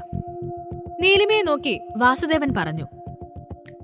മിസ്റ്റർ സുധാകരൻ, ഇത് എന്റെ മൂത്ത മോൾ നീലിമ വാസുദേവ്. അച്ഛൻ ആദ്യമായിട്ടാണ് തന്റെ പേരിനൊപ്പം വാസുദേവന് ചേർക്കുന്നത്. അതു കേട്ടപ്പോൾ തന്നെ നീലിമയ്ക്ക് എന്തോ കുഴപ്പം വരാൻ പോകുന്നത് പോലെ തോന്നി. നീലിമ സംശയത്തോടെ അച്ഛനെ നോക്കി. മിസ്റ്റർ വാസുദേവൻ, നിങ്ങൾ ഭയങ്കര ലക്കിയാണ്. 2 മക്കളും സുന്ദരികളാണല്ലോ. നീലിമയ്ക്ക് അയാളുടെ നോട്ടം കണ്ടപ്പോൾ അറപ്പ് തോന്നി. അതെ സുധാകര, ഇളയവളെ നല്ലൊരുത്തനെ ഏൽപ്പിച്ചു കഴിഞ്ഞു. ഇനി ഇവളെ കൂടി ഒരാളെ ഏൽപ്പിച്ചാൽ സമാധാനമായി. വാസുദേവൻ വളരെ സ്നേഹമുള്ള അച്ഛനെ പോലെ അഭിനയിക്കുന്നത് നീലിമ നോക്കി നിന്നു. മോളെ പരിചയപ്പെടാനാ സുധാകരൻ വന്നിരിക്കുന്നത്. വാസുദേവൻ പറഞ്ഞു. എന്നെയോ? എന്തിന്? അത് മോളെ, നിന്റെയും സുധാകരന്റെയും വിവാഹം അച്ഛൻ തീരുമാനിച്ചു. ഇത് നടക്കില്ലച്ചാ, നീലിമ തറപ്പിച്ചു പറഞ്ഞു. അശ്വിൻ നീലിമയുടെ അടുത്തേക്ക് ചേർന്ന് നിന്നു. അവനെ കണ്ട സുധാകര മേനോന്റെ ശ്രദ്ധ അങ്ങോട്ടേക്ക് മാറി. നീലിമ സുധാകരനെ നോക്കി. അങ്കിൾ, അച്ഛൻ നിങ്ങളോട് എന്താ പറഞ്ഞിട്ടുള്ളതെന്ന് എനിക്കറിയില്ല. പക്ഷേ എനിക്ക് നിങ്ങളെ വിവാഹം കഴിക്കാൻ സാധിക്കില്ല. എന്താ വാസുദേവ ഇത്? ഈ കുട്ടിയോട് ചോദിക്കാതെയാണോ താൻ എന്നെ ഇവിടേക്ക് വരുത്തിയത്? സുധാകരൻ ചോദിച്ചു. വാസുദേവൻ അതിനു മറുപടി പറയാതെ തല താഴ്ത്തി. നീലിമ തുടർന്നു. പിന്നെ എനിക്കൊരു മകനുണ്ട്. അത് അച്ഛൻ പറഞ്ഞിരുന്നോ? നീലിമ ചോദിച്ചു. സുധാകര മേനോൻ വാസുദേവനെ നോക്കി. എന്തൊക്കെയാണോ ഈ കേൾക്കുന്നത്? താൻ എന്നോട് എന്തും പറഞ്ഞ് ഇങ്ങോട്ട് വിളിപ്പിച്ചത്? സുധാകര മേനോൻ ചോദിച്ചു. എടോ, അത് പിന്നെ... മതി, ഞാൻ ഇറങ്ങുക. താൻ എന്നെ വിളിച്ചു വരുത്തി മോളുടെ വാലിരിക്കുന്ന മുഴുവൻ കേൾപ്പിച്ചല്ലോ, അത് തന്നെ ധാരാളം. സുധാകരൻ ഇറങ്ങിപ്പോകാൻ തുനിഞ്ഞു. അയ്യോ സുധാകര, നിക്ക്, താൻ പിണങ്ങാതെ. ഞാനല്ലേ തന്നോട് വാക്കു പറഞ്ഞത്? എന്റെ മൂത്തമോൾ തനിക്കുള്ളതാടോ. എത്രയും പെട്ടെന്ന് താനുമായി അവളുടെ വിവാഹം നടക്കും, പോരെ? ഞാനല്ലേ പറയുന്നേ, വാസുദേവൻ പറഞ്ഞു. പെട്ടെന്ന് സദസ്സിന്റെ പിറകിൽ നിന്ന് ഒരു ശബ്ദം കേട്ടു. എന്നാൽ അതൊന്ന് കാണുമല്ലോ മിസ്റ്റർ വാസുദേവൻ. അത് കേട്ട് അഞ്ജലിയും ആദ്യം ഉൾപ്പെടെ എല്ലാവരുടെയും ശ്രദ്ധ ആ ശബ്ദം കേട്ട ദിക്കിലേക്ക് മാറി. അവനെ അവിടെ കണ്ട് നീലിമ അമ്പരന്നു. ഈ കുരിശ് ഞാൻ പോകുന്ന എല്ലാ സ്ഥലത്തും ഉണ്ടല്ലോ, നീലിമ മനസ്സിൽ പറഞ്ഞു. അപ്പോൾ സിദ്ധാർത്ഥനെ കണ്ട അശ്വിൻ ഡാഡി എന്നും വിളിച്ച് അയാളുടെ അരികിലേക്ക് ഓടി. വാസുദേവൻ ആകെ അമ്പരന്ന് നിൽക്കുകയാണ്. സിദ്ധാർത്ഥ് വിശ്വ ഗ്രൂപ്പിന്റെ അവകാശിയാണെന്ന് വാസുദേവൻ അറിയാമായിരുന്നു. പ്രധാനപ്പെട്ട അതിഥിയായി അവനെ അയാളാണ് ക്ഷണിച്ചത്. പക്ഷേ സിദ്ധാർത്ഥ് എത്തിയത് ഈ തിരക്കിനും വഴക്കുകൾക്കുമിടയിൽ അയാൾ അറിഞ്ഞില്ല. എന്റെ പെണ്ണിനെ വേറൊരു ചെറുക്കൻ അന്വേഷിക്കാൻ നീയൊക്കെ ആരാ? അവന്റെ ഉറച്ച ശബ്ദം കേട്ട് ആർക്കും ഒന്നും പറയാൻ കഴിഞ്ഞില്ല. അവന്റെ നോട്ടം കണ്ടപ്പോൾ ആദിക്ക് ചെറിയ പേടി തോന്നി. ഞങ്ങൾ ഇടപെട്ടിട്ടില്ല, ആദി പറഞ്ഞു. നീലിമയ്ക്ക് ആദിയുടെ പേടി കണ്ട് ഉള്ളിൽ ചിരി പൊട്ടി. സ്വന്തം മോളെ നിങ്ങളുടെ അത്ര തന്നെ പ്രായമുള്ള ഒരാളെ കൊണ്ട് കെട്ടിക്കാൻ നോക്കാൻ നാണോല്ലേ വാസുദേവൻ? അല്ല, നിന്നോട് ഞാൻ പറഞ്ഞല്ലേ ഒറ്റയ്ക്ക് വരണ്ടെന്ന്. ഒന്നിച്ച് വന്നാ പോരായിരുന്നോ? ഒരു കാര്യവും പറഞ്ഞ അനുസരിക്കരുത് കേട്ടോ. സിദ്ധാർത്ഥ് നീലിമയെ നോക്കി പറഞ്ഞു. നീലിമ, സിദ്ധാർത്ഥ വിശ്വനാഥാണോ ഇവന്റെ അച്ഛൻ? നീലിമ മറുപടി പറഞ്ഞില്ല. അപ്പോ ഇത്രയും പറഞ്ഞിട്ട് മനസ്സിലായിട്ടില്ലേ നിങ്ങൾക്ക്? ഇത് എന്റെ മകനാണ്. സിദ്ധാർത്ഥ് അശ്വിനെ ചേർത്ത് പിടിച്ചു പറഞ്ഞു. അഞ്ജലിയും ആദ്യം ഒഴികെയുള്ള എല്ലാവരും അപ്പോഴും അമ്പരപ്പ് മാറാതെ നിൽക്കുകയായിരുന്നു. സോറി സാർ, സാറിന്റെ ഭാര്യയാണ് നീലിമയെന്ന് എനിക്കറിയില്ലായിരുന്നു. ഇത്രയും പറഞ്ഞിട്ട് സുധാകര മേനോൻ അവിടെ നിന്നും ഇറങ്ങിപ്പോയി. സിദ്ധാർത്ഥ് നീലിമയെ നോക്കി. ചടങ്ങ് കഴിഞ്ഞില്ലേ, വാ പോവാം. അവൻ നീലിമയുടെ കൈ പിടിച്ചുകൊണ്ട് അവളെ ഹോളിന്റെ ഒരു വശത്തേക്ക് കൂട്ടിക്കൊണ്ടുപോയി. എന്നിട്ട് പറഞ്ഞു, എന്താ മാഡം, പേടിച്ചുപോയോ? അന്ന് എന്നോട് കാണിച്ച ധൈര്യവും അഹങ്കാരവും ഒന്നും ഇപ്പൊ കാണുന്നില്ലല്ലോ. പിന്നെ പേടിക്കാൻ ഇയാൾ ആരാ? അല്ല അതുപോട്ടെ, താൻ എന്തിനാ എന്നെ എപ്പോഴും ഹെൽപ്പ് ചെയ്യുന്നേ? നീലിമ ചോദിച്ചു. ഞാൻ നിന്നെ ഹെൽപ്പ് ചെയ്തതല്ല, ദേ ഈ കുഞ്ഞിന് വേണ്ടി ഇടപെട്ടത്. ഓ, വലിയ ഉപകാരം സർ. ഇത്രയായിട്ടും അഹങ്കാരത്തിന് ഒരു കുറവുമില്ലല്ലേ? അതൊക്കെ പോട്ടെ, അന്ന് ടാക്സി ചാർജൊക്കെ എറിഞ്ഞിട്ടല്ല പോയത്. ഇന്നത്തെ ഹെൽപ്പിന് എനിക്ക് എത്രയാ തരാൻ പോകുന്നത്? സിദ്ധാർത്ഥ് അവളോട് കൂടുതൽ ചേർന്ന് നിന്നുകൊണ്ടാണ് അത് ചോദിച്ചത്. നീലിമ ആകെ വല്ലാതെയായി. അവൾ അവന്റെ അരികിൽ നിന്നും അല്പം മാറി നിൽക്കാൻ ശ്രമിച്ചു. അവൾ അശ്വിനെയും കൂട്ടി ഒഴിഞ്ഞൊരു കസേരയിൽ ചെന്നിരുന്നു. ചേച്ചിക്ക് ഒറ്റയ്ക്കിരുന്ന് ബോറടിക്കുന്നുണ്ടാവും അല്ലേ? അഞ്ജലി ചോദിച്ചത് കേട്ട് നീലിമ തിരിഞ്ഞു നോക്കി. അഞ്ജലി അങ്ങോട്ട് വന്നത് അവൾക്ക് ഇഷ്ടപ്പെട്ടിട്ടില്ല. നീ എന്തിനാ ഇങ്ങനെ എന്റെ പിന്നാലെ നടക്കുന്നേ? ഒരു തരത്തിലും സ്വസ്ഥത തരില്ലേ? ചേച്ചി എന്തിനാ എന്നോട് ഇങ്ങനെ ദേഷ്യപ്പെടുന്നേ? ഓ, വലിയ പണക്കാരൻ കൂടെ ഉള്ളത് കൊണ്ടാവുമല്ലേ? ദേ, നീ നിന്റെ കാര്യം നോക്ക്, എന്റെ കാര്യത്തിൽ ഇടപെടണ്ട. ചേച്ചിയുടെ മനസ്സിൽ ഇപ്പോഴാദ്യം ഉണ്ടോ? അഞ്ജലി ചോദിച്ചു. അശ്വിൻ അത് ശ്രദ്ധിക്കുന്നുണ്ടെന്ന് മനസ്സിലാക്കിയ നീലിമ മറുപടി പറഞ്ഞില്ല. അഞ്ജലി നീലിമയുടെ അരികിലിരുന്നു. എന്നിട്ട് പറഞ്ഞു, ചേച്ചി, ചെറുപ്പം മുതലേ ചേച്ചിക്കെല്ലാം ബെസ്റ്റാ കിട്ടിക്കൊണ്ടിരിക്കുന്നത്. അതാദ്യമായാലും ദേ ഇപ്പോ അയാളായാലും. ആ ഒരു കാര്യത്തിൽ എനിക്ക് നിന്നോട് നല്ല അസൂയുണ്ട്. നീലിമ മിണ്ടിയില്ല. ചേച്ചി എന്താ ഒന്നും പറയാത്തത്? പഴയ കാര്യങ്ങൾ ഓർമ്മ വന്നപ്പോൾ നീലിമ അസ്വസ്ഥയായി. നിനക്കിപ്പോ എന്താ വേണ്ടത്? അവൾ ചോദിച്ചു. എനിക്കൊന്നും വേണ്ട, ചേച്ചി ഹാപ്പി ആയിട്ട് ജീവിക്കുന്ന കണ്ടാ മതി. മതി, നിർത്ത്. എന്താ നിനക്കിപ്പോ പ്രശ്നം? നീലിമ ചോദിച്ചു. പ്രശ്നം ചേച്ചിക്കല്ലേ, എന്നോട് എന്തിനാ എപ്പോഴും ചൂടാവുന്നേ? ആദ്യമായി ഞാൻ അടുത്തതാണോ പ്രശ്നം? അവൻ ഭയങ്കര ഡിപ്രഷനിലായിരുന്നു. ചേച്ചി അവനെ ചതിച്ചപ്പോ ഞാൻ കൂടെ നിന്നതുകൊണ്ട് മാത്രം അവൻ എന്നെ സ്നേഹിച്ചത്. അവൾ എന്തിനാണ് പഴയ കാര്യങ്ങൾ വീണ്ടും വീണ്ടും പറയുന്നതെന്ന് നീലിമയ്ക്ക് മനസ്സിലായില്ല. അതിന് ഞാനിപ്പോ എന്ത് വേണം? നീലിമ ചോദിച്ചു. നീ അധികം നെഗളിക്കണ്ട ചേച്ചി. നിന്റെ പാസ്റ്റിൽ നടന്ന കാര്യങ്ങൾ അറിഞ്ഞാ ആ സിദ്ധാർത്ഥ നിന്നെ തിരിഞ്ഞു നോക്കുമെന്ന് തോന്നുന്നുണ്ടോ? നീലിമ ഒരു നിമിഷം വല്ലാതെയായി. കാരണം അശ്വിൻ ഇതെല്ലാം കേട്ട് അമ്പരന്ന് നിൽക്കുകയാണ്. ചെറിയ കുട്ടി ആയിരുന്നാലും അശ്വിൻ കാര്യങ്ങൾ മനസ്സിലാക്കുമെന്ന് നീലിമ ഭയന്നു. ഒന്ന് നിർത്തുന്നുണ്ടോ? നീലിമ ഒരു വല്ലാത്ത അവസ്ഥയിലേക്ക് എത്തിയിരുന്നു. അത് മനസ്സിലാക്കി അഞ്ജലി ചോദിച്ചു. ചേച്ചി ഇപ്പോഴും ആദ്യം സ്നേഹിക്കുന്നുണ്ടല്ലേ? മതി, നിർത്ത്. എത്ര ഷൗട്ട് ചെയ്താലും ചേച്ചിയുടെ മനസ്സിൽ ഇപ്പോഴും ആദ്യം ഉണ്ടെന്ന് എനിക്കറിയാം. അവനെ ചേച്ചിക്ക് മറക്കാൻ കഴിയില്ല. Just get lost. നീലിമ നിയന്ത്രണം വിട്ട് ഒച്ച വെച്ചു. പെട്ടെന്ന് അഞ്ജലി നിലത്തേക്ക് വീണു. പുറമേ നിന്ന് കാണുന്നവർ അവളെ നീലിമ തള്ളിയിട്ടതാണെന്ന് തെറ്റിദ്ധരിക്കാൻ വേണ്ടിയാണ് അവൾ അങ്ങനെ ചെയ്തത്. നീലിമ അമ്പരന്ന് പോയി. അപ്പോഴാണ് അഞ്ജലിയുടെ പ്ലാൻ അവൾക്ക് മനസ്സിലായത്. എന്തിനാ ചേച്ചി എന്നിങ്ങനെ ദ്രോഹിക്കുന്നെ? ഞാൻ എന്ത് തെറ്റാ നിന്നോട് ചെയ്ത്? നീ ചതച്ചപ്പോൾ ആദ്യയുടെ കൂടെ നിന്നതാണോ ഞാൻ ചെയ്ത തെറ്റ്? അഞ്ജലി നിലത്ത് നിന്ന് എഴുന്നേൽക്കാതെ ചോദിച്ചു. നീലിമ വല്ലാതെയായി.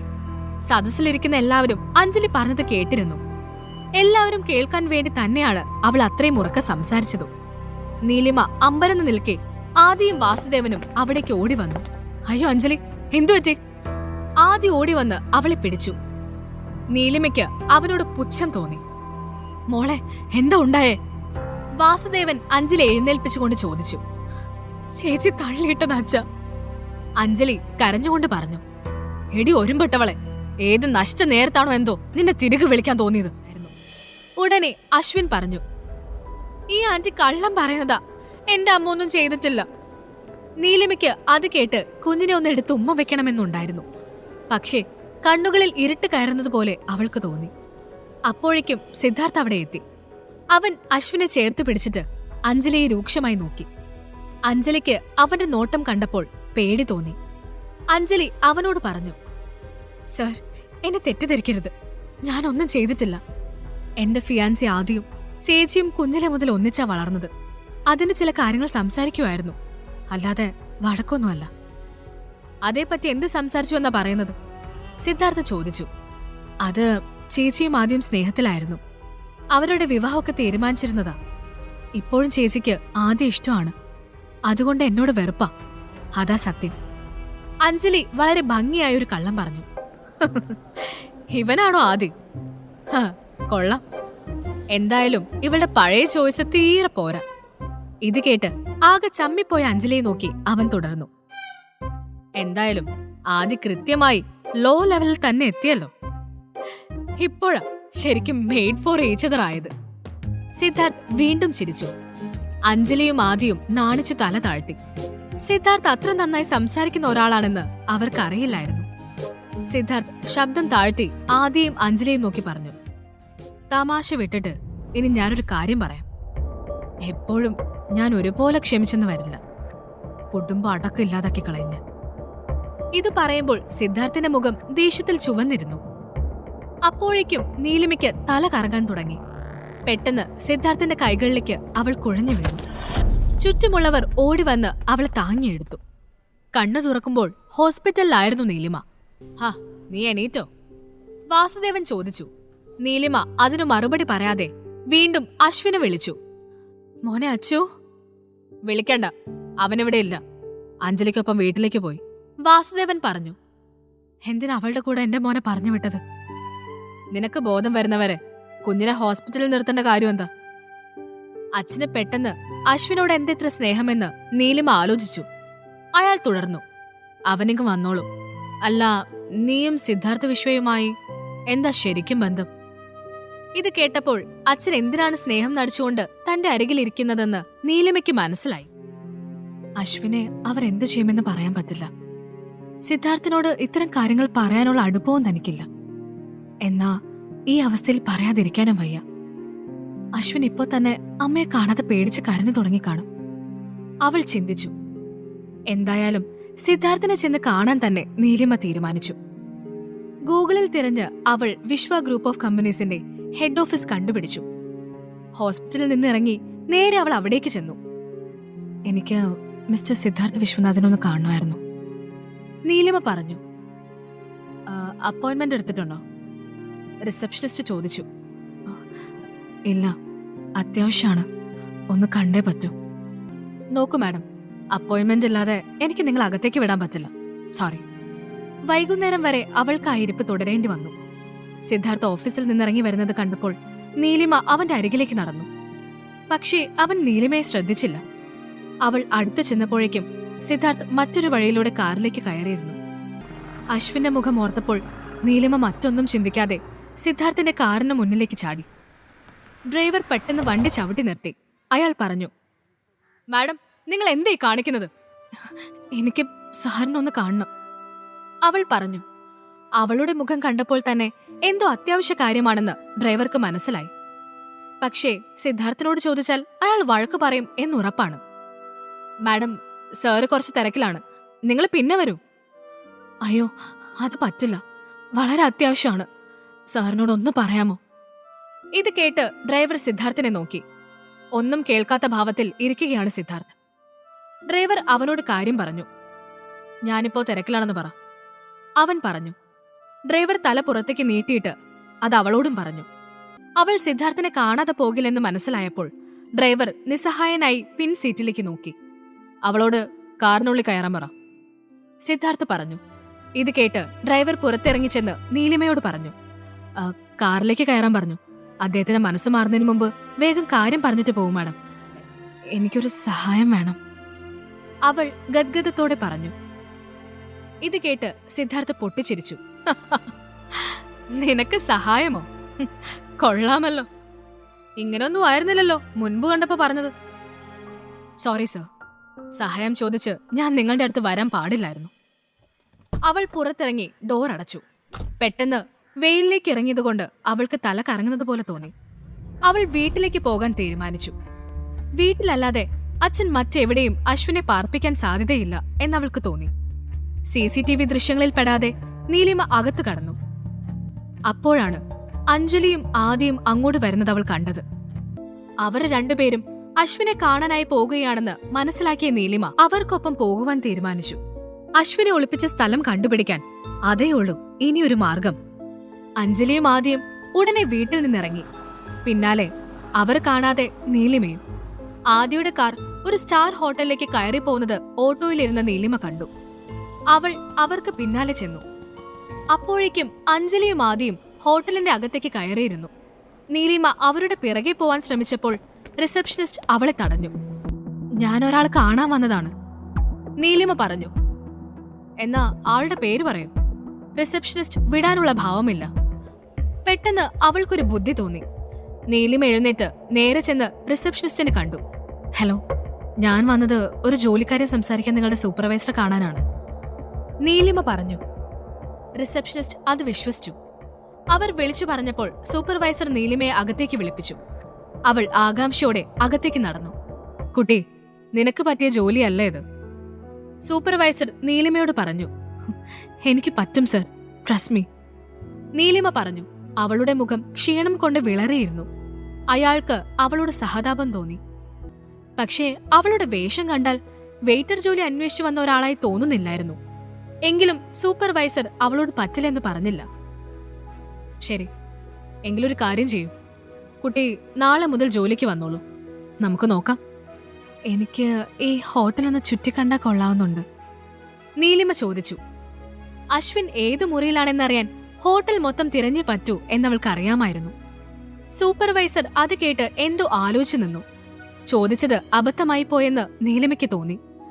അത് പിന്നെ സർ, എല്ലാം ഒന്ന് ചുറ്റിക്കണ്ട നാളെ ജോലിക്ക് കയറുമ്പോൾ കുറച്ചുകൂടെ എളുപ്പമാവും, അതുകൊണ്ടാ, നീലിമ പറഞ്ഞു. ജോലിയോടുള്ള അവളുടെ ആത്മാർത്ഥത കണ്ട് സൂപ്പർവൈസർക്ക് സന്തോഷം തോന്നി. ഹോട്ടലിലെ ജോലിക്കാരിയായ മറ്റൊരു പെൺകുട്ടിയെ അരികിലേക്ക് വിളിച്ച് അയാൾ നീലിമയെ പരിചയപ്പെടുത്തി. സാന്ദ്ര, ഇത് നീലിമ, പുതിയതായി ജോലിക്ക് വന്നതാണ്. കാര്യങ്ങളൊക്കെ ഒന്ന് പറഞ്ഞു കൊടുക്ക്, സൂപ്പർവൈസർ പറഞ്ഞു. ഓക്കെ സർ, സാന്ദ്ര പറഞ്ഞു. നീലിമയെ നോക്കി സാന്ദ്ര ചിരിച്ചു. സാന്ദ്രയുടെ ഒപ്പം നീലിമ കയറിപ്പോകുന്നത് സിദ്ധാർത്ഥ് കണ്ടിരുന്നു. അവൾ തന്നെ കാണാനും വീണ്ടും എന്തെങ്കിലും സഹായം ചോദിക്കാനും വേണ്ടിയാകും അവിടേക്ക് വന്നതെന്ന് അവൻ ചിന്തിച്ചു. അതെ, CCTV ഒക്കെയുള്ള കൺട്രോൾ റൂം എവിടെയാ? നീലിമ പെട്ടെന്ന് ചോദിച്ചു. എന്തിനാ കുട്ടിക്ക് അത്? അല്ലടോ, ഇപ്പോ എന്തെങ്കിലും പ്രശ്നമുണ്ടായാൽ അവിടെയല്ലേ എല്ലാവരും പോകുന്നേ, അപ്പോ അതല്ല ആദ്യം കാണേണ്ടത്, നീലിമ ചോദിച്ചു. സംശയത്തോടെ അവളെ ഒന്ന് നോക്കിയെങ്കിലും സാന്ദ്ര കൺട്രോൾ റൂം എവിടെയാണെന്ന് അവൾക്ക് പറഞ്ഞുകൊടുത്തു. അവിടെ ഒരു മുറിക്ക് മുന്നിൽ മാത്രം 2 ബോഡിഗാർഡ് കാവൽ നിൽക്കുന്നതായി അവൾ കണ്ടു. ഉറപ്പായും അശ്വിൻ അതിലുണ്ടാവും. ആ മുറിയിൽ കയറാൻ എന്താ വഴി? നീലിമ ചിന്തിച്ചു. അപ്പോഴാണ് ഒരു വെയിറ്റർ ട്രോളിയുമായി ആ മുറിയിലേക്ക് പോകാൻ ഭാവിക്കുന്നത് അവൾ കണ്ടത്. അവൾ അയാളുടെ അടുത്തേക്ക് ഓടിച്ചെന്നു. എന്നിട്ട് പറഞ്ഞു, ചേട്ടാ, ഞാൻ ന്യൂ ജോയിനിയാണ്. നിങ്ങൾ വളരെ ക്ഷീണിച്ചല്ലോ, ഇത്തിരി നേരം റെസ്റ്റ് എടുത്തോളൂ, ഇത് ഞാൻ കൊണ്ടുകൊടുക്കാം, നീലിമ പറഞ്ഞു. അത് കേട്ട് അയാൾ അവളെ ഒന്ന് നോക്കി. അവളുടെ വെയിറ്റർ വേഷം കണ്ടപ്പോൾ അയാൾ മറുത്തു പറഞ്ഞില്ല. അവൾ ഉടനെ ആഹാരം നിറച്ച ട്രോളിയും തള്ളിക്കൊണ്ട് ബോഡി ഗാർഡ്സിന് അരികിലേക്ക് നടന്നു. ചെക്കിങ്ങിന് ശേഷം അവൾ മുറിയിലേക്ക് കയറി.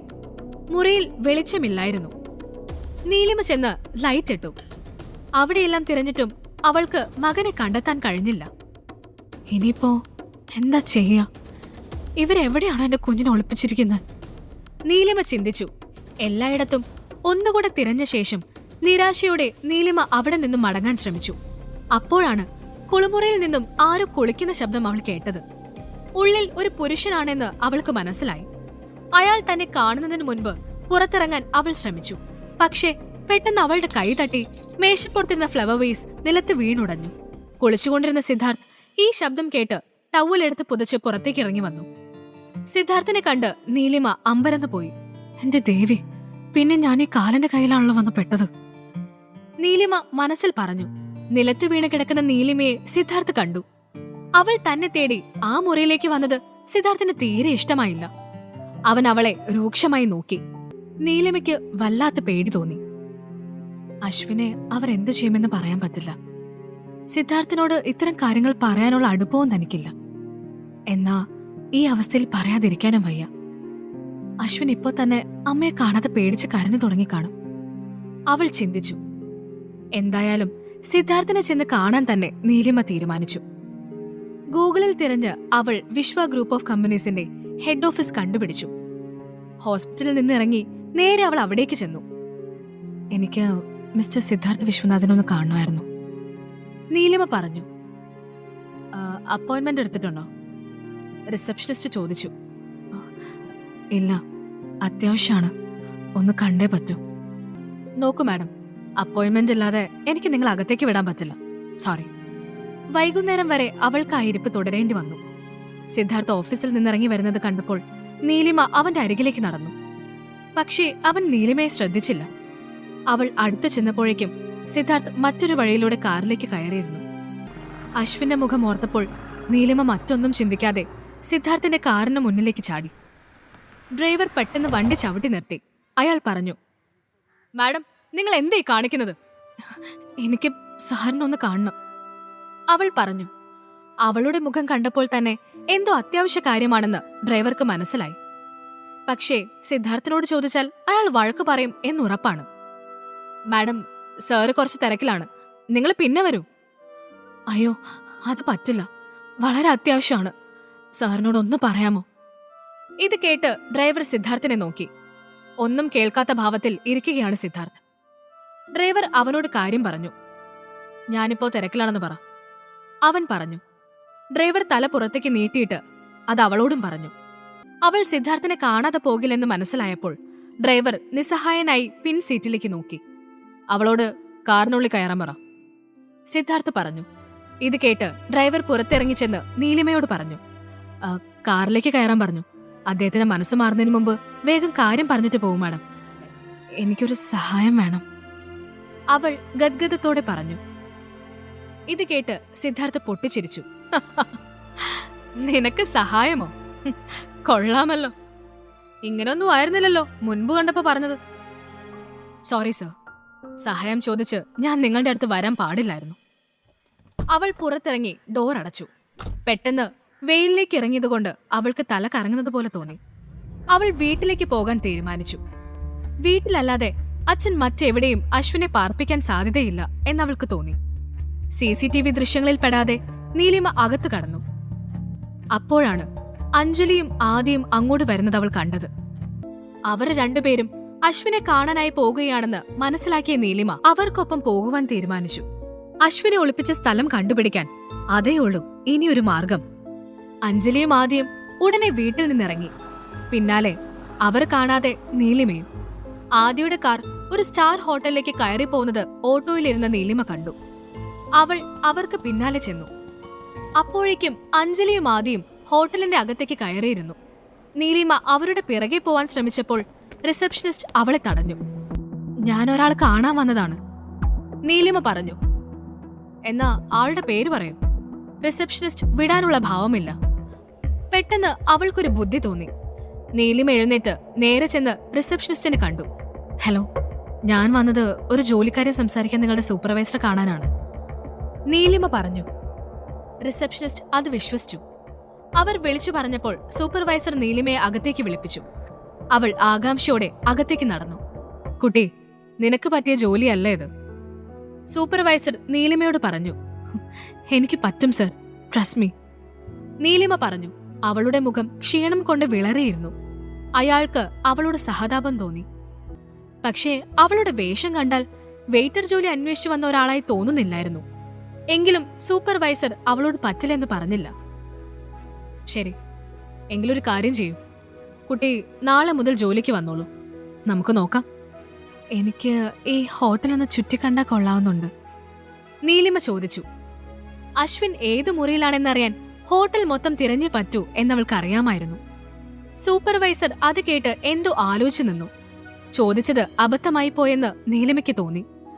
അത് പിന്നെ സർ, എല്ലാം ഒന്ന് ചുറ്റിക്കണ്ട നാളെ ജോലിക്ക് കയറുമ്പോൾ കുറച്ചുകൂടെ എളുപ്പമാവും, അതുകൊണ്ടാ, നീലിമ പറഞ്ഞു. ജോലിയോടുള്ള അവളുടെ ആത്മാർത്ഥത കണ്ട് സൂപ്പർവൈസർക്ക് സന്തോഷം തോന്നി. ഹോട്ടലിലെ ജോലിക്കാരിയായ മറ്റൊരു പെൺകുട്ടിയെ അരികിലേക്ക് വിളിച്ച് അയാൾ നീലിമയെ പരിചയപ്പെടുത്തി. സാന്ദ്ര, ഇത് നീലിമ, പുതിയതായി ജോലിക്ക് വന്നതാണ്. കാര്യങ്ങളൊക്കെ ഒന്ന് പറഞ്ഞു കൊടുക്ക്. സൂപ്പർവൈസർ പറഞ്ഞു. Okay sir. സാന്ദ്ര പറഞ്ഞു. നീലിമയെ നോക്കി സാന്ദ്ര ചിരിച്ചു. സാന്ദ്രയുടെ ഒപ്പം നീലിമ കയറി പോകുന്നത് സിദ്ധാർത്ഥ് കണ്ടിരുന്നു. അവൾ തന്നെ കാണാനും വീണ്ടും എന്തെങ്കിലും സഹായം ചോദിക്കാനും വേണ്ടിയാകും അവിടേക്ക് വന്നതെന്ന് അവൻ ചിന്തിച്ചു. അതെ, CCTV ഒക്കെയുള്ള കൺട്രോൾ റൂം എവിടെയാ? നീലിമ പെട്ടെന്ന് ചോദിച്ചു. എന്തിനാ കുട്ടിക്ക് അത്? അല്ലടോ, ഇപ്പോ എന്തെങ്കിലും പ്രശ്നമുണ്ടായാൽ അവിടെയല്ലേ എല്ലാവരും പോകുന്നേ. അപ്പോ അതല്ല ആദ്യം കാണേണ്ടത്. നീലിമ ചോദിച്ചു. സംശയത്തോടെ അവളെ ഒന്ന് നോക്കിയെങ്കിലും സാന്ദ്ര കൺട്രോൾ റൂം എവിടെയാണെന്ന് അവൾക്ക് പറഞ്ഞു കൊടുത്തു. അവിടെ ഒരു മുറിക്ക് മുന്നിൽ മാത്രം 2 ബോഡിഗാർഡ് കാവൽ നിൽക്കുന്നതായി അവൾ കണ്ടു. ഉറപ്പായും അശ്വിൻ അതിലുണ്ടാവും.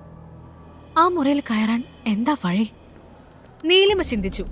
അപ്പോഴാണ് ഒരു വെയിറ്റർ ട്രോളിയുമായി ആ മുറിയിലേക്ക് പോകാൻ ഭാവിക്കുന്നത് അവൾ കണ്ടത്. അവൾ അയാളുടെ അടുത്തേക്ക് ഓടിച്ചെന്നു. എന്നിട്ട് പറഞ്ഞു, ചേട്ടാ, ഞാൻ ന്യൂ ജോയിനിയാണ്. നിങ്ങൾ വളരെ ക്ഷീണിച്ചല്ലോ. ഇത്തിരി നേരം റെസ്റ്റ് എടുത്തോളൂ. ഇത് ഞാൻ കൊണ്ടുകൊടുക്കാം. നീലിമ പറഞ്ഞു. അത് കേട്ട് അയാൾ അവളെ ഒന്ന് നോക്കി.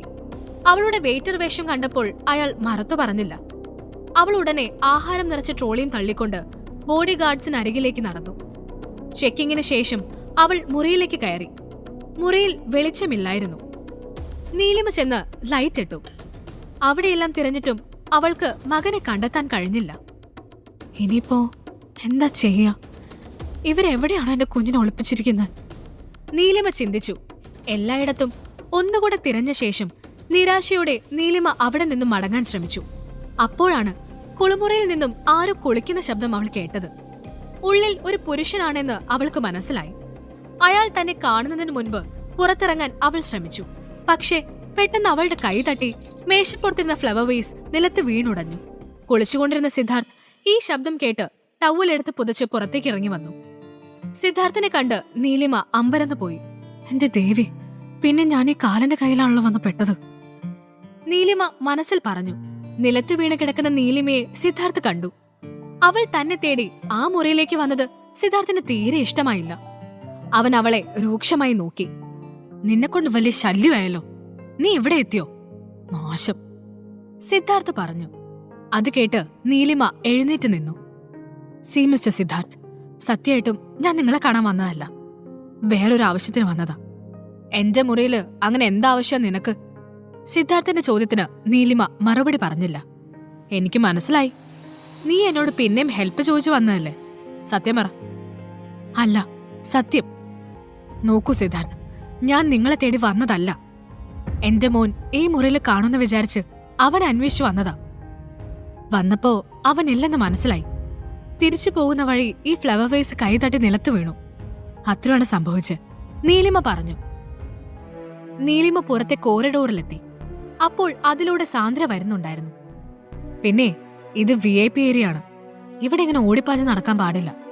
താൻ വാ, കുറെ സ്ഥലം ഇനിയും കാണാനുണ്ട്. നീലിമ അത് കേട്ട് സാന്ദ്രയുടെ ഒപ്പം നടന്നു. അപ്പോൾ മുറിയിൽ തന്റെ ബോഡി ഗാർഡുമായി സംസാരിക്കുകയായിരുന്നു സിദ്ധാർത്ഥ്. അവൾ എങ്ങനെ മുറിയിൽ കയറി? സർ, ആ കുട്ടി ഇവിടുത്തെ സ്റ്റാഫാണ്. ഇന്ന് ജോലിക്ക് ചേർന്നതാ. അതാ ഞങ്ങൾ അകത്തേക്ക് വിട്ടത്. ബോഡി ഗാർഡിൽ ഒരാൾ പറഞ്ഞു. ജോലിക്കോ? നിങ്ങള് ശരിക്കും അന്വേഷിച്ചോ? യെസ് സർ, ശരിക്കും അന്വേഷിച്ചതാ. ആ കുട്ടി ജോലിക്ക് വന്നതാണ്, ബോഡി ഗാർഡ് ഉറപ്പിച്ചു പറഞ്ഞു. അത് കേട്ട് സിദ്ധാർത്ഥ് ഒരു നിമിഷം ചിന്തിച്ചു. കുഞ്ഞിനെ അന്വേഷിച്ചു വന്നു എന്നാണ് തന്നോട് പറഞ്ഞത്. അപ്പോൾ അവൾ വീണ്ടും കള്ളം പറഞ്ഞിരിക്കുന്നു. അവരുടെ അടുത്തുള്ള മുറിയിൽ നിന്ന് ആരൊക്കെയോ ഉച്ചത്തിൽ സംസാരിക്കുന്ന ശബ്ദം കേൾക്കുന്നുണ്ടായിരുന്നു. സിദ്ധാർത്ഥിന് അങ്ങനെ ബഹളം കേൾക്കുന്നത് ഇഷ്ടമല്ല. അവന് ദേഷ്യം വരാൻ തുടങ്ങി. ഇത് മാനേഴ്സ് ഇല്ലാത്ത ടീം. ആരാണെന്ന് പോയി നോക്ക്, സിദ്ധാർത്ഥ് ദേഷ്യത്തിൽ പറഞ്ഞു. ശരി സർ. ബോഡിഗാർഡ് പുറത്തേക്ക് ചെന്നിട്ട് ശബ്ദം കേട്ട മുറിയുടെ വാതിൽ തട്ടി. അപ്പോൾ അകത്തു നിന്നും ഒരാൾ ഇറങ്ങി വന്നു. എന്തൊരു ശബ്ദമാണത്? അടുത്തുള്ള മുറിയിലൊക്കെ ആളുകളുണ്ടെന്നറിയില്ലേ? ഒരല്പം മാനേഴ്സ് കാണിച്ചൂടെ? ബോഡിഗാർഡ് ചോദിച്ചു. ക്ഷമിക്കണം, ഞങ്ങളുടെ കൂടെ ഒരു ചെറിയ പയ്യനുണ്ട്. അവൻ ഈ മാനേഴ്സ് ഒന്നും അറിയില്ലല്ലോ, അതാ. ഇനി ഉണ്ടാവില്ല. ഗുണ്ടയെ പോലെ തോന്നിക്കുന്ന അയാൾ പറഞ്ഞു. ബോഡിഗാർഡ് കൂടുതലൊന്നും സംസാരിക്കാതെ സിദ്ധാർത്ഥിന്റെ അരികിലേക്ക് തിരിച്ചു വന്നു. അത് അവരുടെ കൂടെയുള്ള ഒരു കൊച്ചുകുട്ടി കരയുന്നതാ സർ. അതെന്താ കുട്ടി കരയുന്നത്? അവരുടെ കൂടെ സ്ത്രീകൾ ആരുമില്ലേ? ഇല്ലെന്ന് തോന്നുന്നു, ബോഡിഗാർഡ് പറഞ്ഞു. പെട്ടെന്ന് നീലിമ മകനെ കാണാനില്ലെന്ന് പറഞ്ഞ കാര്യം സിദ്ധാർത്ഥിന് ഓർമ്മ വന്നു. അവൾ പറഞ്ഞത് സത്യമാണെങ്കിൽ ആ മുറിയിലുള്ളത് അവളുടെ മകനായിരിക്കണം. അവിടെ ചെന്ന് നോക്കാൻ തന്നെ സിദ്ധാർത്ഥ് തീരുമാനിച്ചു. ഉടനെ അവൻ മുറിയിൽ നിന്നിറങ്ങി. എന്നിട്ട് അടുത്ത മുറിയുടെ വാതിൽ തട്ടി. അപ്പോൾ വീണ്ടും അതേ ആൾ വന്ന് വാതിൽ തുറന്നു. ആ കുട്ടി എന്തിനാ കരയുന്നത്? അതിന്റെ അമ്മ കൂടെയല്ലേ? സിദ്ധാർത്ഥ് ചോദിച്ചു. കുട്ടികളാവുമ്പോ കരയും, ഇതൊക്കെ ചോദിക്കാൻ നിങ്ങളാരാ? സിദ്ധാർത്ഥ് അയാളെ പിന്നിലേക്ക് പിടിച്ചു തള്ളി. അയാൾ പിന്നിലേക്ക് വീണപ്പോൾ വാതിൽ മലർക്കെ തുറന്നു. ആ മുറിയിൽ ഗുണ്ടകളെന്ന് തോന്നിപ്പിക്കുന്ന ഒന്നിലധികം പുരുഷന്മാർ ഉണ്ടായിരുന്നു. അവരുടെ ഇടയിൽ കരഞ്ഞുകൊണ്ടിരിക്കുന്ന അശ്വിനെ അയാൾ കണ്ടു. ഒരാൾ അശ്വിന്റെ വായ പൊത്തിപ്പിടിച്ചിട്ടുണ്ട്. അപരിചിതനായ ഒരാൾ മുറിയിലേക്ക് കടന്നു വന്നത് കണ്ട് അയാൾ പെട്ടെന്ന് കൈയെടുത്തു. കുഞ്ഞിനെ അവർ ഉപദ്രവിക്കുന്നുവെന്ന് കണ്ടപ്പോൾ സിദ്ധാർത്ഥിന്റെ രക്തം തിളച്ചു. അവൻ അകത്തേക്ക് ഓടിച്ചെന്ന് അയാളുടെ നെഞ്ചിൽ ആഞ്ഞു ചവിട്ടി. ഗുണ്ട പിടിവിട്ട് നിലത്തേക്ക് വീണു. അശ്വിൻ അവശനായിരുന്നു. അവൻ ഡാഡി എന്ന് വിളിച്ചു കരഞ്ഞു. ആ കുഞ്ഞിന്റെ മുഖം കണ്ടപ്പോൾ സിദ്ധാർത്ഥിന് അവനോട് അതിയായ വാത്സല്യം തോന്നി. അശ്വിനെ ബോഡിഗാർഡ്സിന്റെ കയ്യിൽ ഏൽപ്പിച്ച ശേഷം സിദ്ധാർത്ഥ് തന്റെ ബെൽറ്റ് ഊരിയെടുത്ത് ആ മുറിയിൽ ഉണ്ടായിരുന്ന എല്ലാവരെയും പൊതിരെ തല്ലി. അത്രയും പ്രിയപ്പെട്ട ആരെയോ വേദനിപ്പിച്ചതുപോലെയായിരുന്നു സിദ്ധാർത്ഥിന്റെ അപ്പോഴത്തെ ഭാവം. അത് കണ്ട് ബോഡിഗാർഡ് പരസ്പരം നോക്കി. അശ്വിനെ മുറിയിൽ കൊണ്ടു ചെന്നാക്കിയ ശേഷം സിദ്ധാർത്ഥ് നീലിമയെക്കുറിച്ച് ചിന്തിച്ചു. അവൾ പറഞ്ഞ കാര്യം വിശ്വസിച്ചിരുന്നുവെങ്കിൽ കുഞ്ഞിനെ നേരത്തെ തന്നെ രക്ഷിക്കാമായിരുന്നുവെന്ന് അവന് തോന്നി. അശ്വിൻ, അവരെന്തിനാ മോനെ ഇവിടെ കൊണ്ടുവന്നത്? സിദ്ധാർത്ഥ് ചോദിച്ചു. അത് അവരില്ലേ ഡാഡി, അമ്മ തള്ളിയിട്ടെന്ന് പറഞ്ഞ ആ ആന്റി ഇല്ലേ, അവരെന്നെ ഇവിടെ കൊണ്ടുവന്ന് പൂട്ടിയിട്ടത്. ഡാഡി, അവരെ ഒന്നും കണ്ടിട്ട് ഞാൻ പേടിച്ചില്ല. അതെന്താണെന്നറിയോ? ഡാഡി എന്നെ കൂട്ടിക്കൊണ്ടു പോവാൻ വരുമെന്ന് എനിക്കറിയായിരുന്നു. അശ്വിൻ കൊഞ്ചലോടെ പറഞ്ഞു. അത് കേട്ട് സിദ്ധാർത്ഥ് അവനെ നോക്കി ചിരിച്ചു. അവർക്ക് എന്നെ അമ്മ ഇഷ്ടമല്ല, അതുകൊണ്ട് അങ്ങനെയൊക്കെ ചെയ്യുന്ന. ഗ്രാൻഡ്പ അമ്മ എപ്പോഴും വഴക്കു പറയും. അത് കേട്ട് നീലിമയുടെ അവസ്ഥ ഏകദേശം സിദ്ധാർത്ഥിന് മനസ്സിലായി. സാരമില്ല, നിനക്ക് അമ്മയുടെ നമ്പർ അറിയില്ലേ? എന്നാ ഇതില് വിളിച്ച് നിന്നെ കൊണ്ടുപോവാൻ വരാൻ പറ. അശ്വിൻ അത് കേട്ട് താല്പര്യമില്ലാത്ത മട്ടിൽ ഫോൺ എടുത്ത് നമ്പർ ഡയൽ ചെയ്തു. പക്ഷേ കോള് കണക്റ്റ് ആയില്ല. അതോടെ അശ്വിൻ ആകെ സങ്കടത്തിലായി. അമ്മയെ ഫോണിൽ കിട്ടുന്നില്ല ഡാഡി, എനിക്ക് എന്റെ അമ്മയെ കാണണം, അശ്വിൻ വിതുമ്പിക്കൊണ്ട് പറഞ്ഞു. സിദ്ധാർത്ഥിന് ദേഷ്യം വരുന്നുണ്ടായിരുന്നു. പക്ഷേ ഒരു കുഞ്ഞു കുട്ടിയോട് ദേഷ്യപ്പെടുന്നത് എങ്ങനെയാ? ശബ്ദമുയർത്തി എന്തെങ്കിലും പറഞ്ഞാൽ പോലും അവന്റെ കരച്ചിൽ കൂടുകയുള്ളൂവെന്ന് സിദ്ധാർത്ഥിന് തോന്നി. അവന് ശരിക്കും അമ്മയെ മിസ് ചെയ്യുന്നുണ്ടായിരുന്നു. അത് കണ്ട് സിദ്ധാർത്ഥ് അശ്വിനെ സമാധാനിപ്പിക്കാൻ ശ്രമിച്ചു. അച്ചു. ആദ്യമായാണ് അവൻ അശ്വിനെ അത്ര സ്നേഹത്തോടെ വിളിക്കുന്നത്. അശ്വിൻ അത് കേട്ട് അവനെ നോക്കി. ആ കുഞ്ഞു കണ്ണുകൾ നിറഞ്ഞിട്ടുണ്ടായിരുന്നു. സിദ്ധാർത്ഥ് അവന്റെ കണ്ണുനീർ തുടച്ചു കൊടുത്തു. എന്നിട്ട് പറഞ്ഞു, മോൻ പേടിക്കണ്ട, ചിലപ്പോ അമ്മയുടെ ഫോണിന് എന്തെങ്കിലും ഇഷ്യൂ കാണും. ഒരു കാര്യം ചെയ്യാം, മോൻ ഇന്നിവിടെ എന്റെ കൂടെ താമസിക്കേ. നാളെ രാവിലെ അമ്മ എന്തായാലും നിന്നെ അന്വേഷിച്ചു വരും. അശ്വിൻ അത് കേട്ട് കരച്ചിൽ നിർത്തി അവനെ നോക്കി. ശരിക്കും ഞാനിന്ന് ഡാഡിയുടെ കൂടെയാണോ? അവൻ വീണ്ടും ഡാഡി എന്ന് വിളിച്ചപ്പോൾ സിദ്ധാർത്ഥ് അസ്വസ്ഥനായി. പക്ഷേ അവനത് പുറമെ പ്രകടിപ്പിച്ചില്ല. അതോടെ അശ്വിന്റെ മുഖത്ത് സന്തോഷം തെളിഞ്ഞു. മോൻ കിടന്നുറങ്ങിക്കോ, സിദ്ധാർത്ഥ് അവന്റെ കവിളിൽ തടവി പറഞ്ഞു. അശ്വിൻ മറുപടി പറയാതെ സിദ്ധാർത്ഥിനെ നോക്കി നിൽക്കുകയാണ്. അവനെ കിടക്കയിൽ കിടത്തിയിട്ട് സിദ്ധാർത്ഥ് പറഞ്ഞു, ഇനി മോൻ ഉറങ്ങിക്കോ. പക്ഷേ അവൻ ഉറങ്ങാൻ തയ്യാറല്ലായിരുന്നു. ഇനി എന്താ? സിദ്ധാർത്ഥ് ചോദിച്ചു. ഡാഡി കിടന്നിട്ടേ ഞാനും കിടക്കുന്നുള്ളൂ. മോനെ, എനിക്ക് കുറച്ച് ജോലികൾ തീർക്കാനുണ്ട്, മോൻ കിടന്നോ. സിദ്ധാർത്ഥ് തന്റെ അസ്വസ്ഥത പുറത്ത് കാണിക്കാതെ പറഞ്ഞു. എന്നാ ഞാനും കിടക്കുന്നില്ല. മറുത്തെന്തെങ്കിലും പറഞ്ഞാൽ അശ്വിൻ വീണ്ടും കരയാൻ തുടങ്ങും. ഞാനും കിടക്കാം, വാ, സിദ്ധാർത്ഥ് ഗതിയില്ലാതെ പറഞ്ഞു. അശ്വിന് ഉത്സാഹം കൂടി. സിദ്ധാർത്ഥ് അല്പം അസ്വസ്ഥതയോടെ ബെഡിൽ വന്ന് കിടന്ന് ലൈറ്റ് ഓഫ് ചെയ്തു. അശ്വിൻ ഉടനെ അവന്റെ നെഞ്ചിലേക്ക് കയറി കിടന്നു. സിദ്ധാർത്ഥിന് അത് തടയാൻ കഴിഞ്ഞില്ല. അവൻ ചിന്തിച്ചു, പാവം കുഞ്ഞ്, അവന്റെ അച്ഛനെ കണ്ട സന്തോഷത്തിലാണ്. താൻ അവന്റെ അച്ഛനാണെന്ന് അശ്വിൻ ശരിക്കും വിശ്വസിക്കുന്നുണ്ട്. അതോർത്തപ്പോൾ സിദ്ധാർത്ഥിന്റെ മനസ്സിൽ ചെറിയ വേദന തോന്നി. അവൻ ഒരു കൈകൊണ്ട് അശ്വിനെ ചേർത്ത് പിടിച്ചു. അയാൾ ചിന്തിച്ചു, എന്തുകൊണ്ടാണ് തനിക്ക് ഈ കുഞ്ഞിനോട് ഒരു ആത്മബന്ധം തോന്നുന്നത്?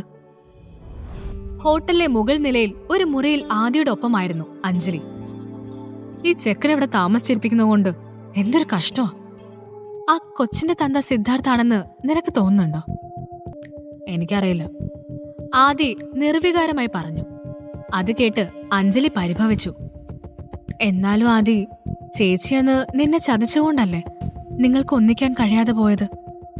അല്ലായിരുന്നേൽ നിങ്ങളുടെ വിവാഹം ഇപ്പൊ കഴിഞ്ഞേനെ അല്ലേ? അല്ല, നീ എന്തിനാ ഇപ്പോ ഈ വിഷയം എടുത്തിടുന്നത്? ഒന്നുമില്ല. അന്ന് അവള് ചതിച്ചത് നന്നായെന്നും അതുകൊണ്ടാ നിന്നെ എനിക്ക് കിട്ടിയതെന്നും നീ പറയുമെന്ന് വിചാരിച്ചു. അഞ്ജലി മുഖം വീർപ്പിച്ചുകൊണ്ട് പറഞ്ഞു. അവളുടെ വാക്കുകൾ സത്യമാണെന്ന് കരുതിയ ആദി അവളെ ചേർത്ത് പിടിച്ചു. അത് ഞാൻ പറയാതെ തന്നെ നിനക്കറിയാവുന്നതല്ലേ. ആദി പുറമെ കാണിക്കുന്ന വെറുപ്പൊന്നും നീലിമയോട് അവനില്ലെന്ന് അഞ്ജലിക്ക് മനസ്സിലായി. അതോടെ ആദി തന്നെ വിട്ടുപോകുമെന്നുള്ള അവളുടെ ഭയം വർദ്ധിച്ചു. എന്തുപറ്റി? ആദി അഞ്ജലിയുടെ മുഖം ശ്രദ്ധിച്ചുകൊണ്ട് ചോദിച്ചു. ഒന്നുമില്ല, എന്തോ ഒരു തലവേദന. അഞ്ജലി അവനിൽ നിന്ന് മാറി ബെഡിലേക്ക് കിടന്നു. അവളുടെ പെട്ടെന്നുള്ള മാറ്റത്തിന്റെ കാരണം അറിയാതെ അവൻ അവളെ തന്നെ നോക്കി. പിറ്റേന്ന് രാവിലെ നീലിമ ഹോട്ടലിൽ ജോലിക്കായി വന്നു. അവളുടെ മുഖത്ത് വല്ലാത്ത ക്ഷീണം പ്രകടമാണ്. അശ്വിനെ കാണാതെ അവൾക്ക് ഉറങ്ങാൻ പോലും സാധിക്കില്ല. പറഞ്ഞതിലും നേരത്തെ അവൾ വന്നത് കണ്ട സൂപ്പർവൈസർ പറഞ്ഞു, ഇങ്ങനെ വേണം കുട്ടി. ഇത്ര കൃത്യനിഷ്ഠയുള്ള കുട്ടികൾ ഇന്ന് കുറവാണ്. സൂപ്പർവൈസർ വളരെ സ്നേഹമുള്ള ആളായിരുന്നു. നീലിമ അദ്ദേഹത്തെ നോക്കി പുഞ്ചിരിച്ചു. അയാൾ പറഞ്ഞു, പിന്നെ മോളെ, ജോലിക്ക് കയറുമ്പോ ഒരു കാര്യം മാത്രം ഓർത്താ മതി. കസ്റ്റമറാണ് നമ്മൾക്ക് വലുത്. അവരെ വെറുപ്പിക്കരുത്. ഞാൻ നോക്കിക്കോളാം സർ. എന്നാ ജോലി നടക്കട്ടെ. All the best. നീലിമയുടെ ജോലി അശ്വിനെ തിരയുക എന്നത് മാത്രമാണ്. അവൾ അതിനായി ഉടനെ മുകളിലെ നിലയിലേക്ക് പോയി. അവിടെയും അവൾക്ക് അശ്വിനെ കണ്ടെത്താൻ കഴിഞ്ഞില്ല. മുറികളിൽ പലതും അകത്തുനിന്ന് ലോക്ക് ചെയ്തിരിക്കുകയാണ്. വെറുതെ തട്ടിവിളിച്ച് കസ്റ്റമറെ ബുദ്ധിമുട്ടിച്ചാൽ ജോലി പോവും. പിന്നെ ഈ ഹോട്ടലിൽ കയറാൻ പോലും സാധിക്കില്ല. എന്റെ ഈശ്വര, ഞാനിനി എന്ത് ചെയ്യും? എന്റെ കുഞ്ഞ് എവിടെയാണെന്ന് അറിയില്ലല്ലോ, നീലിമ സ്വയം പറഞ്ഞു. അപ്പോഴേക്കും അവൾ നിൽക്കുന്നതിന്റെ അടുത്തുള്ള ലിഫ്റ്റ് തുറന്ന് അഞ്ജലി ഇറങ്ങി വന്നു. അഞ്ജലിയെ ഫോളോ ചെയ്താൽ അശ്വിനുള്ള മുറി കണ്ടുപിടിക്കാമെന്ന ചിന്തയിൽ നീലിമ അവളെ പിന്തുടർന്നു. അഞ്ജലി ആ ഇടനാഴിയിലൂടെ നടന്ന് ഒരു മുറിക്ക് മുന്നിലെത്തി. നീലിമ അവളുടെ പിന്നാലെ തന്നെ ഉണ്ടായിരുന്നു. അഞ്ജലി വാതിൽ തട്ടിയപ്പോൾ അകത്തുനിന്ന് 2 പുരുഷന്മാർ ഇറങ്ങി വന്നു. എവിടെ അവൻ? അഞ്ജലി മുറിയിൽ നിന്നിറങ്ങിയ പുരുഷനോട് ചോദിച്ചു. അത് മാഡം, അവൻ ഞങ്ങളുടെ കണ്ണു വെട്ടിച്ച് കടന്നു കളഞ്ഞു. ഒരു ചെറിയ കുഞ്ഞിനെ നോക്കാൻ പറ്റാത്ത നീയൊക്കെ എവിടത്തെ ഗുണ്ടയാണോ? Sorry madam. അവർ തല താഴ്ത്തി. ഇതെല്ലാം കേട്ട് പേടിച്ചു നിൽക്കുകയായിരുന്നു നീലിമ. കുഞ്ഞ് അവരുടെ കയ്യിൽ നിന്നും പോയി എന്നറിഞ്ഞ ഉടനെ അവൾ അവർക്കരികിലേക്ക് ചെന്നു. എന്നിട്ട് പറഞ്ഞു, അഞ്ജലി, എന്റെ മോനെവിടെ? മര്യാദയ്ക്ക് എന്റെ കുഞ്ഞിനെ എനിക്ക് കാണിച്ചു തന്നോ? നീലിമ പറഞ്ഞത് കേട്ട് അഞ്ജലി അവളെ അമ്പരപ്പോടെ നോക്കി. നീലിമയെ അഞ്ജലി അവിടെ പ്രതീക്ഷിച്ചതല്ല. ചേച്ചി, അത് പിന്നെ അച്ഛൻ പറഞ്ഞിട്ടാ ഞാൻ. ആര് പറഞ്ഞാലും ഇല്ലെങ്കിലും മര്യാദയ്ക്ക് എന്റെ മോനെ തിരിച്ചതാ, ഇല്ലേ ഞാനിപ്പോ പോലീസിനെ വിളിക്കും. നീലിമ ഫോൺ എടുത്ത് police control room number dial ചെയ്യാൻ ഒരുങ്ങി. എടോ, എന്തു നോക്കി നിൽക്കുക? അവള് പോലീസിനെ വിളിച്ച എല്ലാരും കുടുങ്ങും. അത് പറഞ്ഞത് കേട്ട് അവളുടെ ആളുകൾ നീലിമയുടെ അരികിലേക്ക് വന്ന് അവളുടെ ഫോൺ പിടിച്ചു വാങ്ങി. ഇതെന്തൊരു കഷ്ടമാണ് അഞ്ജലി, എന്റെ കുഞ്ഞ് നിന്നോട് എന്ത് തെറ്റാ ചെയ്തേ? ചേച്ചി ഇങ്ങനെ ടെൻഷൻ അടിക്കാതെ. അവൻ ചെറുതാണെന്നേ ഉള്ളൂ, നല്ല ബുദ്ധിയാ ചെറുക്കന്. അവൻ ദൂരെ ഒന്നും പോയി കാണില്ല, ഇവിടെ തന്നെ കാണും, അഞ്ജലി പറഞ്ഞു. നീലിമ മറുപടി പറയാതെ അവിടെ നിന്നും അശ്വിനെ അന്വേഷിച്ച് പോവാൻ ശ്രമിച്ചു.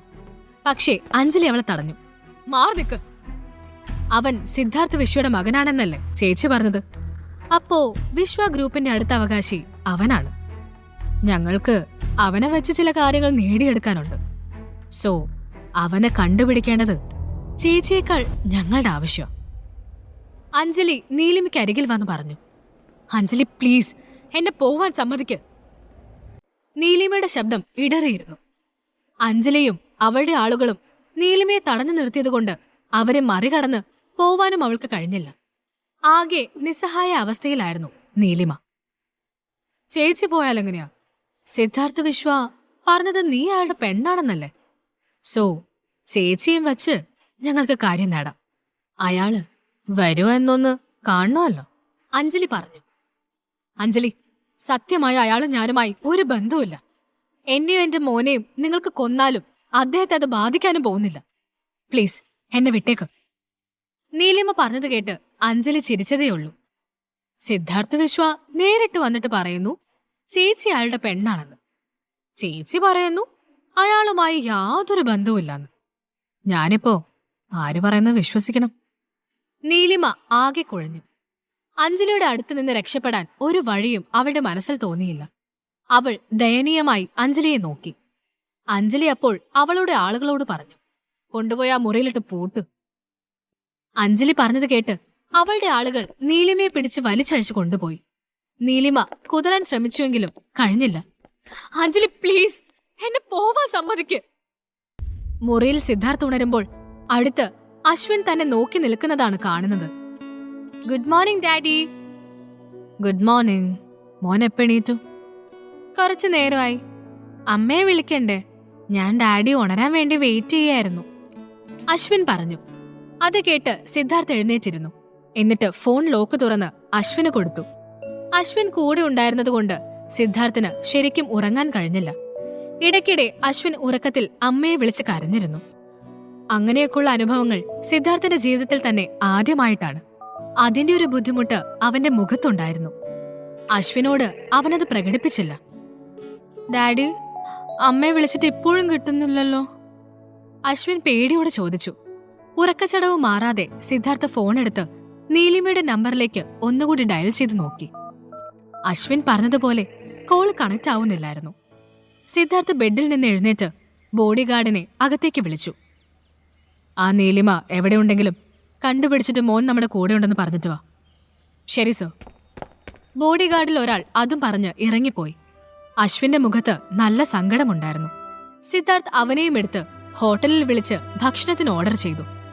സത്യത്തിൽ സിദ്ധാർത്ഥ് കുട്ടികളെ എടുക്കാൻ പോലും ഇഷ്ടമില്ലാത്ത ഒരാളാണ്. പക്ഷേ അശ്വിനോട് മാത്രം അവന് വല്ലാത്ത അടുപ്പം തോന്നുന്നുണ്ട്.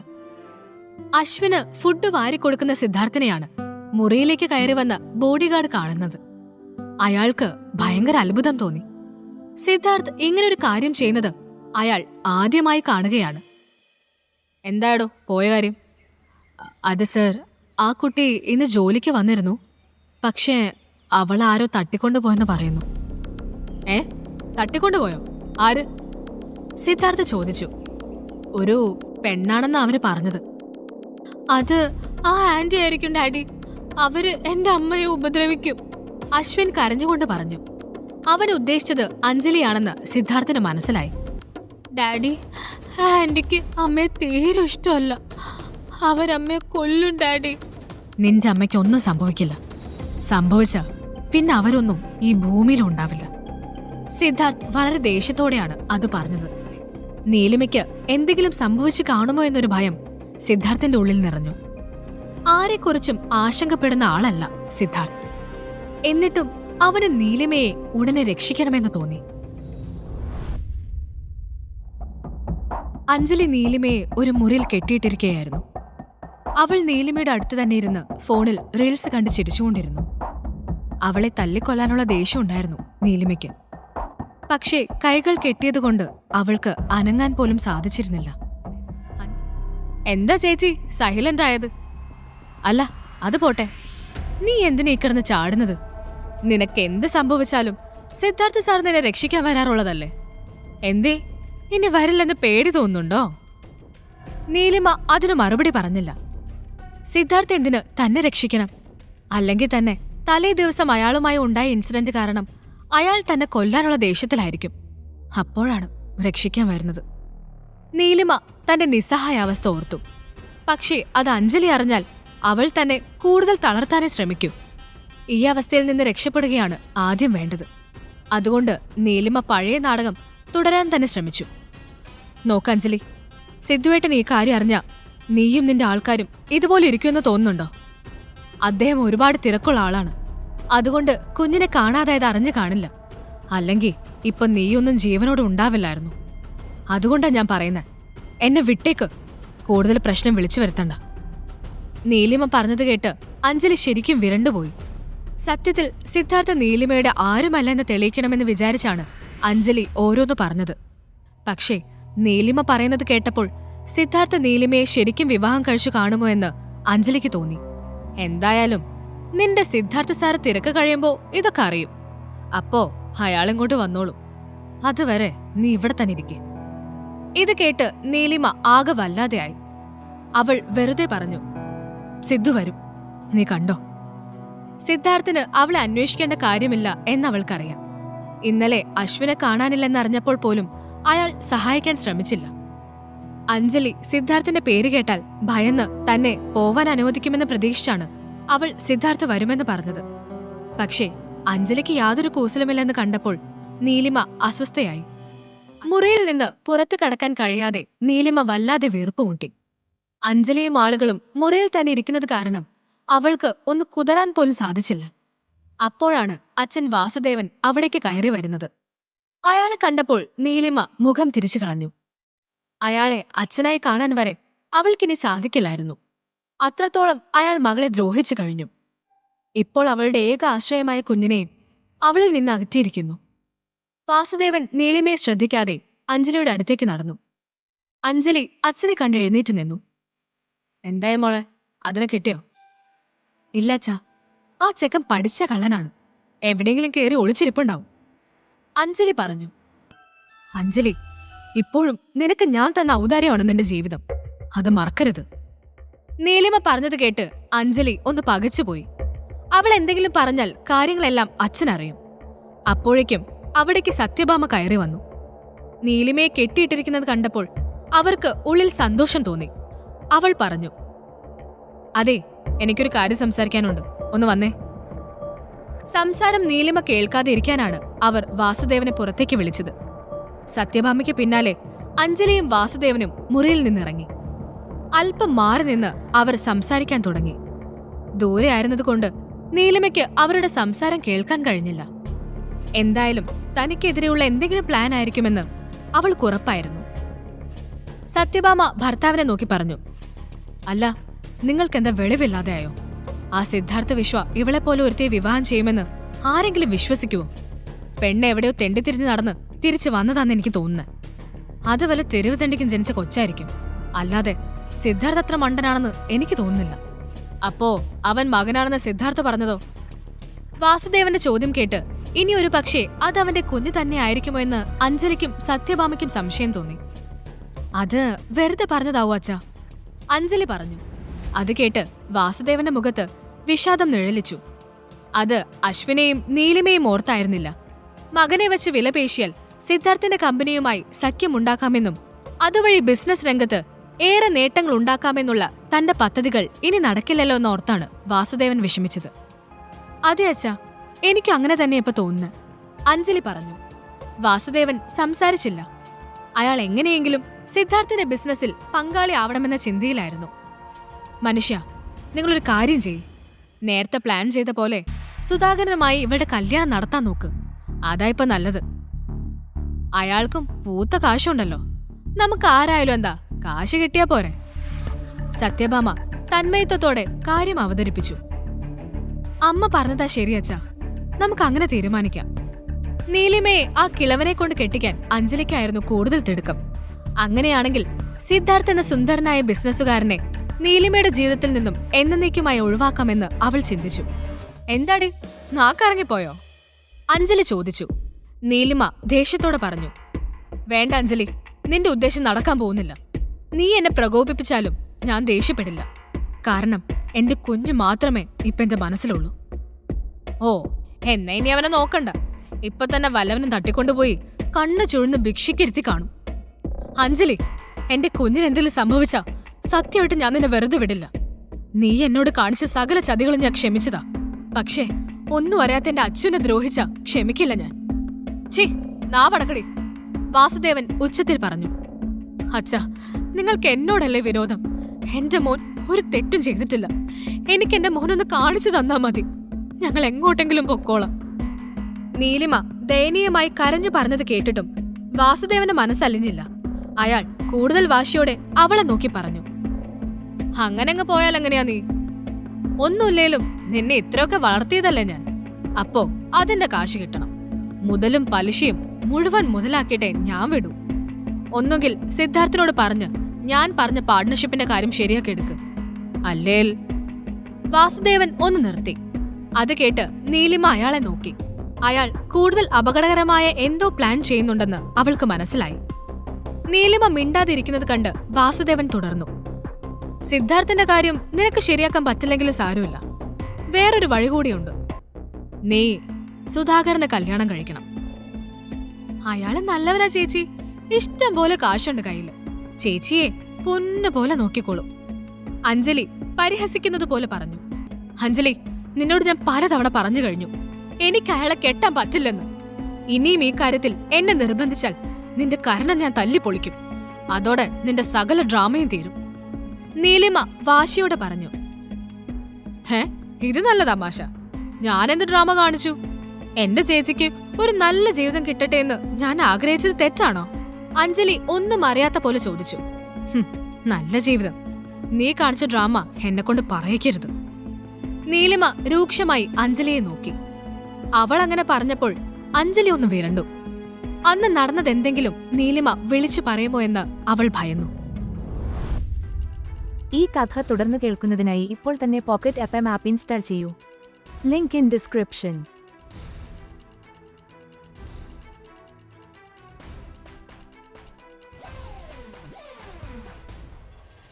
നീ ഞാൻ പറഞ്ഞത് കേട്ടില്ലേ? നീലിമ കേട്ടു. എനിക്ക് അയാളെ കല്യാണം കഴിക്കാൻ സാധിക്കില്ല. അതിനി ആര് എന്ത് പറഞ്ഞാലും നടക്കില്ല. നീലിമ പറഞ്ഞത് കേട്ട് വാസുദേവൻ ക്രൂരമായി അവളെ നോക്കി. എന്നെ നിനക്കറിയാമല്ലോ.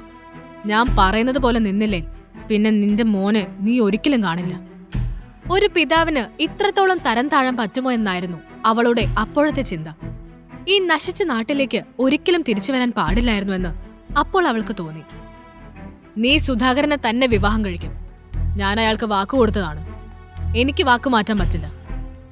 നിങ്ങൾ എന്നോട് ചോദിച്ചിട്ടാണോ വാക്കു കൊടുത്തത്? എന്റെ ജീവിതം വെച്ച് വിലപേശാൻ നിങ്ങൾക്ക് എന്താണ് അധികാരം? നീലിമ ചോദിച്ചു. നീ എന്റെ മോളല്ലേ, നീ സമ്മതിക്കുമെന്ന് എനിക്കറിയാം. അല്ലെങ്കിൽ എന്ത് സംഭവിക്കുമെന്ന് ഞാൻ പറയണ്ടല്ലോ. വാസുദേവൻ വീണ്ടും ഭീഷണിയുടെ സ്വരത്തിൽ പറഞ്ഞു. നിങ്ങൾക്കൊക്കെ എന്താ വേണ്ടത്? എന്റെ ശവം കണ്ടാ മതിയോ? നീലിമ നിയന്ത്രണം വിട്ട് ചോദിച്ചുപോയി. വാസുദേവൻ തുടർന്നു. നിന്റെ ശവം ഞങ്ങൾക്കെന്തിനാ? ജീവിച്ചിരിക്കുന്ന നിന്നെയാണ് എനിക്കാവശ്യം. നാളെ ഹോട്ടൽ ബ്ലൂ ലഗൂണിൽ ഞാനൊരു പാർട്ടി വെക്കുന്നുണ്ട്. നമ്മൾ മാത്രമേ കാണൂ. സുധാകര മേനോനെയും ക്ഷണിച്ചിട്ടുണ്ട്. നീ അയാളെ നേരിട്ട് കണ്ട് വിവാഹത്തിന് സമ്മതമാണെന്ന് പറയണം. അത്രയും ചെയ്താൽ മതി. നിങ്ങൾക്ക് നാണം തോന്നില്ല അച്ഛാ? സ്വന്തം മകളെ അയാളെപ്പോലെ ഒരാൾക്കൊപ്പം കെട്ടിച്ചയക്കാൻ നിങ്ങളുടെ അഞ്ജലി മോളോട് നിങ്ങളിങ്ങനെ കാണിക്കോ? നീലിമ ചോദിച്ചു. ദേ ചേച്ചി, വെറുതെ എന്നെ അനാവശ്യമായി ഒന്നിലും വലിച്ചിടണ്ട, അഞ്ജലി പറഞ്ഞു. അഞ്ജലി മോള് നിന്നെപ്പോലെ വല്ലവന്റെയും കുട്ടിയും കൊണ്ട് നടക്കുന്നവളല്ല. അവൾക്ക് അന്തസ്സുണ്ട്. അതുകൊണ്ട് തന്നെ നല്ലൊരു കുടുംബത്തിൽ നിന്ന് വിവാഹം തീരുമാനിക്കാൻ പറ്റി. നീ അങ്ങനെയാണോ? വാസുദേവൻ ചോദിച്ചു. നീലിമയുടെ കണ്ണുകൾ നിറഞ്ഞു. തനിക്ക് സംഭവിച്ച എല്ലാ കാര്യത്തിനും ഉത്തരവാദി അഞ്ജലിയാണ്. എന്നിട്ടും എല്ലാവരും എപ്പോഴും അവളോടൊപ്പമാണ് നിൽക്കുന്നത്. തനിക്ക് വേണ്ടി സംസാരിക്കാൻ പോലും ആരുമില്ല. സ്വന്തം അച്ഛനാണെന്ന കാര്യമൊന്നും അവൾക്കപ്പോൾ ഓർക്കാൻ തോന്നിയില്ല. വാസുദേവനാണ് തന്റെ ഏറ്റവും വലിയ ശത്രു എന്ന് അവൾക്ക് തോന്നി. ഇനി നിന്നോട് ഇതിനെക്കുറിച്ചൊരു സംസാരമില്ല. നാളെ എന്റെ ആളുകൾ നിന്നെ ഹോട്ടലിലേക്ക് കൊണ്ടുവന്നോളൂ. അവരോടൊപ്പം വരാൻ തയ്യാറായില്ലേ നിന്റെ കുഞ്ഞ് ജീവിച്ചിരിക്കില്ലെന്ന് ഓർത്തോണം. ഈ സമയം ഹോട്ടലിൽ ഒരു റൂമർ പരക്കുന്നുണ്ടായിരുന്നു. സിദ്ധാർത്ഥിനൊപ്പം കണ്ട സുന്ദരനായ കുഞ്ഞിനെക്കുറിച്ചായിരുന്നു എല്ലാവരുടെയും സംസാരം. സിദ്ധാർത്ഥ് സാധാരണ ആരെയും അമിതമായി അടുപ്പിക്കുന്ന പ്രകൃതക്കാരനല്ല. അതിനാൽ ഒപ്പം കണ്ട കുട്ടി സിദ്ധാർത്ഥിന്റെ മകനായിരിക്കുമെന്ന് പലരും ഊഹിച്ചു. പക്ഷേ സ്ത്രീകളുമായി അമിത അടുപ്പമില്ലാത്ത സിദ്ധാർത്ഥിനെ പോലെ ഒരാൾക്ക് അങ്ങനെ ഒരു രഹസ്യ വിവാഹം നടക്കാനോ കുഞ്ഞുണ്ടാവാനോ സാധ്യതയില്ല. സിദ്ധാർത്ഥ് പൊതുവെ സ്ത്രീ വിഷയത്തിൽ താല്പര്യമുള്ള ആളല്ല. അവനെ ഒരു സ്ത്രീ വിഷയത്തിൽ കൊടുക്കാൻ ഗൗതമിന്റെ കൃഷ്ണ ഗ്രൂപ്പിലെ ആളുകൾ പല വിധത്തിൽ ശ്രമിച്ചിരുന്നതാണ്. പക്ഷേ അവൻ അതിലൊന്നും വീണിട്ടില്ല. ആ ചർച്ചകൾ സിദ്ധാർത്ഥന്റെ കുടുംബത്തിന്റെ ചെവിയിലുമെത്തി. മുറിയിൽ സിദ്ധാർത്ഥന്റെ അച്ഛനും അമ്മയും പരസ്പരം ആ കാര്യം സംസാരിച്ചുകൊണ്ടിരുന്നു. എന്റെ പൊന്നു മനുഷ്യ, സിദ്ധുവിന് കുഞ്ഞുണ്ടെന്ന് ഞാൻ വിശ്വസിച്ചിട്ടില്ല. പക്ഷേ ഇതിനെപ്പറ്റി അന്വേഷിക്കാൻ ഞാനൊരാളെ ഏർപ്പാട് ചെയ്തിരുന്നു. അയാള് ഒരു കുഞ്ഞിന്റെ ഫോട്ടോ കാണിച്ചു. അതാ എനിക്ക് സംശയം. സിദ്ധാർത്ഥന്റെ തനി പകർപ്പാണ് ആ കുഞ്ഞ്. ഗീത പറഞ്ഞു. അത് കേട്ട് വിശ്വനാഥൻ ചിരിച്ചു. നിനക്ക് പ്രാന്ത. നിന്റെ മോൻ ഏതെങ്കിലും പെണ്ണിന്റെ ഒപ്പം പോകുന്നത് എന്തെങ്കിലും നീ കണ്ടിട്ടുണ്ടോ? അവൻ നല്ലൊരു കൊച്ചിനെ സ്നേഹിച്ച് കാണാൻ നമ്മൾ എത്ര പണിപ്പെട്ടതാ. അങ്ങനെയുള്ള സിദ്ധ് രഹസ്യ വിവാഹം കഴിച്ചെന്ന് പറഞ്ഞ എങ്ങനെ വിശ്വസിക്കും? അതൊന്നും എനിക്കറിഞ്ഞൂടാ. എന്തായാലും സിദ്ധുവിന്റെ കുഞ്ഞാണ് അതെങ്കിൽ ഉറപ്പായും ഞാൻ അതിനെ ഇവിടെ വളർത്തും.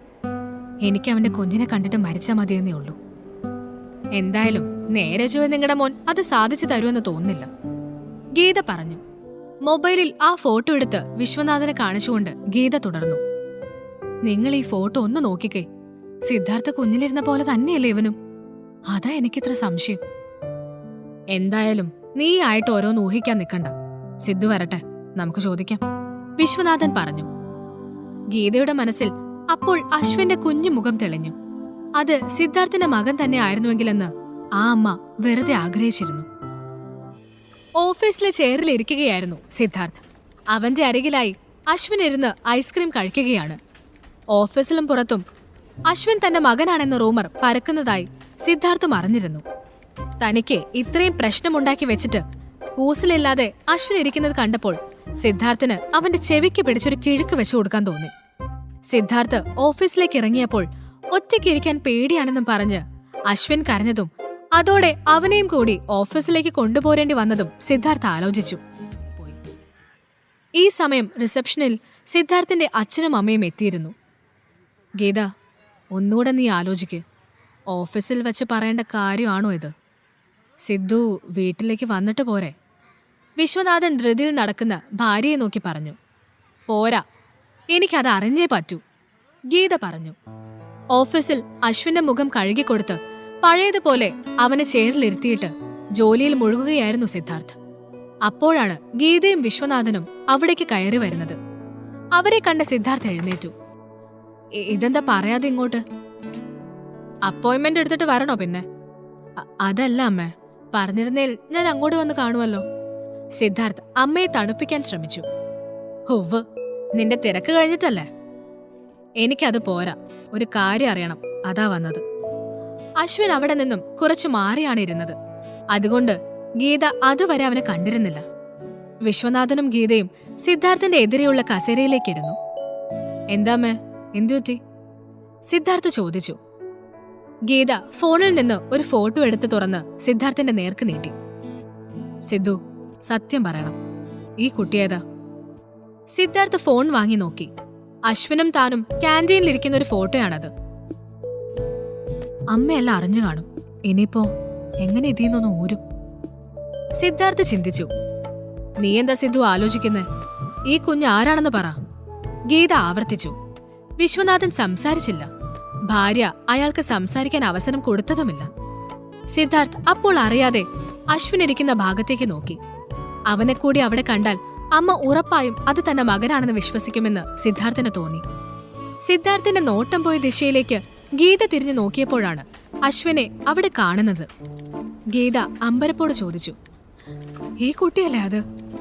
ആ സാഹചര്യത്തിൽ എന്ത് പറഞ്ഞാലും അമ്മ വിശ്വസിക്കില്ലെന്ന് സിദ്ധാർത്ഥിന് തോന്നി. സിദ്ധു, ഇനിയെങ്കിലും പറ മോനെ, ഇത് നിന്റെ കുഞ്ഞാണോ? ഗീത ചോദിച്ചു. സിദ്ധാർത്ഥ് മറുപടി പറയാതെ അച്ഛനെ നോക്കി. സിദ്ധു, നീ തുറന്നു പറ, ഞങ്ങൾക്ക് സത്യം അറിഞ്ഞാ മതി, വിശ്വനാഥൻ പറഞ്ഞു. അശ്വിൻ അപ്പോൾ അവരെ നിഷ്കളങ്കമായി നോക്കി. ആ കുഞ്ഞിനെ കണ്ടപ്പോൾ ഗീതയ്ക്ക് വല്ലാത്ത വാത്സല്യം തോന്നുന്നുണ്ടായിരുന്നു. അപ്പോൾ അശ്വിൻ സിദ്ധാർത്ഥിന്റെ അടുത്തേക്ക് ഓടി വന്നു. എന്നിട്ട് ചോദിച്ചു, ഡാഡി, ഇവരൊക്കെ ആരാ? അശ്വിൻ ഡാഡി എന്ന് വിളിച്ചതോടെ ദയനീയമായ ഭാവത്തിൽ സിദ്ധാർത്ഥ് അമ്മയെ നോക്കി. അവരോട് എന്തു പറയണമെന്ന് അവൻ അറിയില്ലായിരുന്നു. സിദ്ധു, നീ അമ്മയോട് പറ മോനെ, ആരേ കുട്ടി? അമ്മേ, അത് ഞാൻ വിശദമായി പിന്നീട് പറയാം. ഇപ്പോ ഓഫീസ് ടൈമിലാണോ ഇമ്മാതിരി ലൂസ് ടോക്സ്? സിദ്ധാർത്ഥ് ഒഴിഞ്ഞു മാറാൻ ശ്രമിച്ചു. അശ്വിന്റെ മുന്നിൽ വെച്ച് വീണ്ടും ഞാൻ നിന്റെ ഡാഡിയല്ലെന്ന് പറയാൻ ആ സമയം സിദ്ധാർത്ഥിന് അല്പം ബുദ്ധിമുട്ട് തോന്നി. സിദ്ധു, ഇത് ലൂസ് ടോക്ക് ആണോ? ഈ കുഞ്ഞ് നിന്നെ അച്ഛ എന്ന് വിളിക്കുന്നു, പക്ഷെ നീ അത് സമ്മതിക്കുന്നില്ല. ഞങ്ങൾ എന്താ മനസ്സിലാക്കണ്ടേ? ഗീത ചോദിച്ചു. അമ്മയ്ക്ക് തോന്നുന്നത് എന്താണെന്ന് വെച്ചാ വിശ്വസിക്ക്. എനിക്ക് വേറെ പണിയുണ്ട്. സിദ്ധു, ഇത് ചെറിയ കാര്യമല്ല. എന്തെങ്കിലും അബദ്ധം പറ്റിയിട്ടുണ്ടോ നിനക്ക്? ഉണ്ടെങ്കിൽ തുറന്നു പറ, വിശ്വനാഥൻ ചോദിച്ചു. സിദ്ധാർത്ഥ് ഒന്നും മിണ്ടിയില്ല. മോനെ പറയടാ, ഇവൻ നിന്റെ മോനാണോ? ഗീത വീണ്ടും ചോദിച്ചു. സിദ്ധാർത്ഥ് അപ്പോൾ അശ്വിനെ നോക്കി. അശ്വിൻ കൗതുകത്തോടെ ചോദിച്ചു, ഡാഡി, ഇതെന്റെ മുത്തശ്ശനും മുത്തശ്ശിയാണോ? അശ്വിൻ നിഷ്കളങ്കമായി ചോദിച്ചത് കേട്ട് ഗീതയും വിശ്വനാഥനും ആ കുഞ്ഞിനെ അടുത്തേക്ക് വിളിച്ചു. കുഞ്ഞിന്റെ പേരെന്താ? അശ്വിൻ. എന്റെ അമ്മ എന്നെ അച്ചുന്നാ വിളിക്കുന്നെ. ആഹാ, മോന്റെ അമ്മ എവിടെയാ? വിശ്വനാഥൻ ചോദിച്ചു. എന്റെ അമ്മ ആരോ പിടിച്ചോണ്ട് പോയി. ഡാഡി പോയി രക്ഷിക്കുമല്ലോ. അത് കേട്ട് ഗീത സിദ്ധാർത്ഥിന്റെ നേർക്ക് നോക്കി. സിദ്ധാർത്ഥ്, ഈ കുഞ്ഞ് നീ അതിന്റെ അച്ഛനാണെന്ന് ഉറച്ചു വിശ്വസിക്കുന്നതിൽ എന്തെങ്കിലും കാര്യം കാണില്ലേ? ഗീത ചോദിച്ചു. ഇനിയും അത് സമ്മതിച്ചു കൊടുത്താൽ വലിയ പ്രശ്നങ്ങൾ ജീവിതത്തിൽ ഉണ്ടാവുമെന്ന് ഉറപ്പായപ്പോൾ സിദ്ധാർത്ഥ് തുറന്നു പറഞ്ഞു. എന്റെ അമ്മേ, ഇതെന്റെ കുഞ്ഞല്ല. ഇവൻ ആദ്യമായി കണ്ടപ്പോൾ മുതൽ എന്നെ ഡാഡി എന്നാ വിളിക്കുന്നത്. എന്നെ നിങ്ങൾക്ക് അറിയാവുന്നതല്ലേ. ഇതുവരെ ബോധത്തോടെ ഞാനങ്ങനെ ഒരു തെറ്റ് ചെയ്തിട്ടില്ല.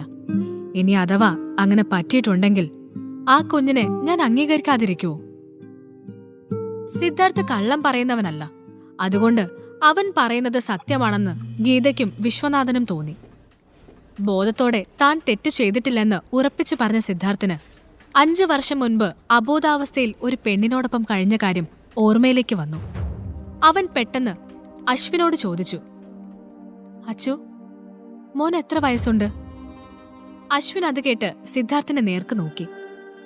4 വയസ്സു, അശ്വിൻ പറഞ്ഞു. അത് കേട്ടപ്പോൾ സിദ്ധാർത്ഥിന്റെ മുഖത്ത് എന്തൊക്കെയോ ഭാവങ്ങൾ മിന്നിമറിഞ്ഞു. ഇനിയൊരു പക്ഷേ അവൻ തന്റെ മകൻ തന്നെയാണോ എന്നും അന്ന് തന്റെ കൂടെ ഉണ്ടായിരുന്ന പെൺകുട്ടി നീലിമ ആയിരിക്കുമോ എന്നും അവൻ ചിന്തിച്ചു. ഡേറ്റ് ഓഫ് ബർത്ത് പറഞ്ഞേ? സിദ്ധാർത്ഥ് വീണ്ടും ചോദിച്ചു. ഡിസംബർ 5, അശ്വിൻ പറഞ്ഞു. അത് കേട്ടതോടെ സിദ്ധാർത്ഥ് കണക്ക് കൂട്ടി. അല്ല, അശ്വിൻ തന്റെ മകനല്ല, സിദ്ധാർത്ഥ് മനസ്സിൽ പറഞ്ഞു. പക്ഷേ നീലിമ മാസം തികയാതെയാണ് അവനെ പ്രസവിച്ചതെന്ന കാര്യം അവൻ അറിയില്ലായിരുന്നു. സിദ്ധു, ഈ കുഞ്ഞിന് നിന്റെ മുഖഛായുണ്ട്. അതാ ഞാനങ്ങനൊക്കെ പറഞ്ഞത്. ഗീത സിദ്ധാർത്ഥിന്റെ നേർക്ക് നോക്കി പറഞ്ഞു. അത് എന്താന്ന് അറിയില്ല അമ്മേ. അല്ല, ഇവന്റെ അമ്മയെ കണ്ടുപിടിക്കണ്ടേ? എന്നാലും പാവം കുഞ്ഞ് അവന്റെ അമ്മയെയും അച്ഛനെയും കാണാൻ എത്ര ആഗ്രഹിക്കുന്നുണ്ടാവും. പിറ്റേന്ന് നീലിമയെ പൂട്ടിയ മുറിയിലേക്ക് ഒരാൾ കടന്നു വന്നു. നീലിമയെ കൂട്ടിക്കൊണ്ടുപോവാൻ വാസുദേവൻ അയച്ച ആളായിരുന്നു അത്. നീലിമയ്ക്ക് തല ഉയർത്തി നോക്കാൻ പോലും ശേഷിയുണ്ടായിരുന്നില്ല. വാസുദേവൻ അയച്ച ആൾ നീലിമയെ അവിടെ നിന്നും ഹോട്ടൽ ബ്ലൂ ലഗൂണിലേക്ക് കൂട്ടിക്കൊണ്ടുപോയി. ആ ഹോട്ടലിൽ നിന്ന് എങ്ങനെയെങ്കിലും രക്ഷപ്പെടാനുള്ള ചിന്തയിൽ നീലിമ അയാൾക്കൊപ്പം ഹാളിലേക്ക് ചെന്നു. അപ്പോൾ അവിടെ ഒരു ടേബിളിൽ വാസുദേവനും സുധാകരനും സംസാരിക്കുകയായിരുന്നു. നീലിമയെ കണ്ടവർ രണ്ടുപേരും പരസ്പരം നോക്കി പുഞ്ചിരിച്ചു. അപ്പോൾ വാസുദേവൻ പറഞ്ഞു, താ വന്നല്ലോ. നീലിമ അത് കേട്ട് പുച്ഛത്തോടെ അയാളെ രൂക്ഷമായി നോക്കി. കേട്ടോ മോളെ, സുധാകരൻ നിന്നെ കാണാൻ തിടുക്കപ്പെട്ടിരിക്കുമായിരുന്നു, വാസുദേവൻ പറഞ്ഞു. ആണോ അങ്കിൾ? നീലിമ അയാളെ പരിഹസിച്ചു. അല്ല, ഈ കൊച്ചിന് മുഖം എന്താ കടുന്നല് കുത്തിയതുപോലെ? സുധാകര മേനോൻ ചോദിച്ചു. അത് അവളും ഞാനും ഇന്നൊരു ചെറിയ വഴക്കുണ്ടായി, അതിന്റെ പിണക്കത്തിലാ. പിന്നെ ഇവള് വലിയ വാശിക്കാരിയാ കേട്ടോ സുധാകര. താൻ കുറച്ച് പാടുപെടും. അതൊന്നും സാരമില്ലടോ. പാടുപെട്ടാലെന്താ, കൊച്ചു രാജകുമാരിയെ പോലെയല്ലേ. ഇവൾക്ക് വേണ്ടി ഞാൻ ഇത്തിരി പാടുപെടാൻ തന്നെ തീരുമാനിച്ചു. സുധാകര മേനോൻ നീലിമയുടെ ശരീരം നോക്കിയാണ് അത് പറഞ്ഞത്. നീലിമയ്ക്ക് അത് കണ്ടപ്പോൾ അറപ്പ് തോന്നി. അവൾ നിൽക്കുന്നതിന്റെ എതിരെ ഒരു ടേബിളിൽ സിദ്ധാർത്ഥ് ഇരിപ്പുണ്ടായിരുന്നു. നീലിമ അവനെ കണ്ടില്ല. സിദ്ധാർത്ഥ് നീലിമയെ തന്നെ ശ്രദ്ധിക്കുന്നുണ്ട്. അവിടെ ഒരു കോൺഫറൻസിൽ പങ്കെടുക്കാനായി എത്തിയതാണ് അവൻ. ഭക്ഷണം കഴിക്കാനായി VIP റെസ്റ്റോറന്റിലേക്ക് യാദൃശ്ചികമായി വന്നപ്പോഴാണ് സുധാകര മേനോന്റൊപ്പം നീലിമയെ അവൻ കാണുന്നത്. അവളെ അവളുടെ അച്ഛൻ ഭീഷണിപ്പെടുത്തി കൊണ്ടുവന്നതാണ് എന്നവന് അവളുടെ പെരുമാറ്റം കണ്ടപ്പോൾ തന്നെ മനസ്സിലായി. നീലിമ ഇരിക്കെ, സുധാകര മേനോൻ പറഞ്ഞു. നീലിമ അയാളോട് സംസാരിച്ചില്ല. അയാൾ പറഞ്ഞത് കേട്ടതായി പോലും ഭാവിച്ചില്ല. അത് കണ്ട് വാസുദേവന് ഭയങ്കര ദേഷ്യം തോന്നി. സുധാകര മേനോൻ നീലിമയുടെ ശരീരത്തിലേക്ക് വീണ്ടും നോക്കി. അവളെ എത്രയും വേഗം സ്വന്തമാക്കാൻ അയാളുടെ മനസ്സ് ആഗ്രഹിച്ചു. വഷളൻ ചിരിയോടെ അവളെ നോക്കി ആസ്വദിക്കുന്ന സുധാകര മേനോനെ സിദ്ധാർത്ഥ് ശ്രദ്ധിക്കുന്നുണ്ടായിരുന്നു. അവന് അയാളെ എടുത്ത് ചുവരിലടിക്കാനുള്ള അത്രയും ദേഷ്യം തോന്നി. അപ്പോഴാണ് സുധാകര മേനോൻ അവളുടെ കയ്യിൽ കയറി പിടിച്ചത്. നീലിമ ഇരിക്കേ. അയാൾ അധികാരത്തോടെ അവളുടെ ശരീരം തന്നിലേക്ക് ചേർക്കാൻ ശ്രമിച്ചുകൊണ്ട് പറഞ്ഞു. ശരീരത്തിൽ അയാൾ സ്പർശിച്ചപ്പോൾ നീലിമയുടെ സകല നിയന്ത്രണവും തെറ്റി. അവൾ അയാളെ ശക്തിയിൽ പിന്നിലേക്ക് തള്ളി. സുധാകര മേനോൻ ടേബിളിൽ ചെന്ന് വീണു. അവിടെ ഉണ്ടായിരുന്ന പ്ലേറ്റുകളും ഗ്ലാസുകളുമെല്ലാം നിലത്ത് വീണ് പൊട്ടി. എടി അഹങ്കാരി, എന്താ നീ കാണിച്ചത്? മകളെ അയാൾ കയ്യേറ്റം ചെയ്യാൻ ശ്രമിച്ചതുപോലും വാസുദേവന് പ്രശ്നമല്ലായിരുന്നു. അത് കേട്ട് ദേഷ്യം വന്ന നീലിമ ടേബിളിലിരുന്ന വെള്ളമെടുത്ത് അച്ഛന്റെ മുഖത്തൊഴിച്ചു. എന്നിട്ട് പുറത്തേക്കോടി. പിടിക്കട അവളെ! വാസുദേവൻ കൂട്ടാളികളോട് അലറി. വാസുദേവന്റെ ഗുണ്ടകൾ തന്നെ അന്വേഷിച്ച് നടക്കുന്നത് കണ്ട നീലിമ റോഡിന്റെ അരികിലൂടെ ഓടി. പെട്ടെന്ന് അവൾക്ക് തൊട്ടുമുന്നിൽ ഒരു വാഹനം വന്നു നിന്നു. തന്നെ പിടിക്കാൻ പുറകെ വന്ന വാസുദേവനായിരിക്കും അതിലെന്നാണ് അവൾ പ്രതീക്ഷിച്ചത്. പക്ഷേ കാറിന്റെ ഡോറ് തുറന്ന് പുറത്തേക്കിറങ്ങി വന്നത് സിദ്ധാർത്ഥ വിശ്വയായിരുന്നു. അവനെ അവിടെ കണ്ട നീലിമ അമ്പരന്ന് അവനെ നോക്കി. എന്ത് നോക്കി നിൽക്കുക? വന്ന് വണ്ടി കയറും, സിദ്ധാർത്ഥ പറഞ്ഞു. നീലിമ ഒന്ന് മടിച്ചു നിന്നു. എനിക്ക് നിങ്ങളുടെ സഹായമൊന്നും വേണ്ട, താങ്ക്സ്. സിദ്ധാർത്ഥന് അത് കേട്ട് ചിരിയാണ് വന്നത്. ശരി, വേണ്ടെങ്കിൽ വേണ്ട, പക്ഷേ എനിക്ക് തന്നെ സഹായിച്ചേ പറ്റൂ. സിദ്ധാർത്ഥ അതും പറഞ്ഞുകൊണ്ട് നീലിമയുടെ വലതു കൈയിൽ പിടിച്ച് അവളെ വണ്ടിയിലേക്ക് വലിച്ചിട്ടു. ഈ കഥ തുടർന്ന് കേൾക്കുന്നതിനായി ഇപ്പോൾ തന്നെ പോക്കറ്റ് FM ആപ്പ് ഇൻസ്റ്റാൾ ചെയ്യൂ. Link in description.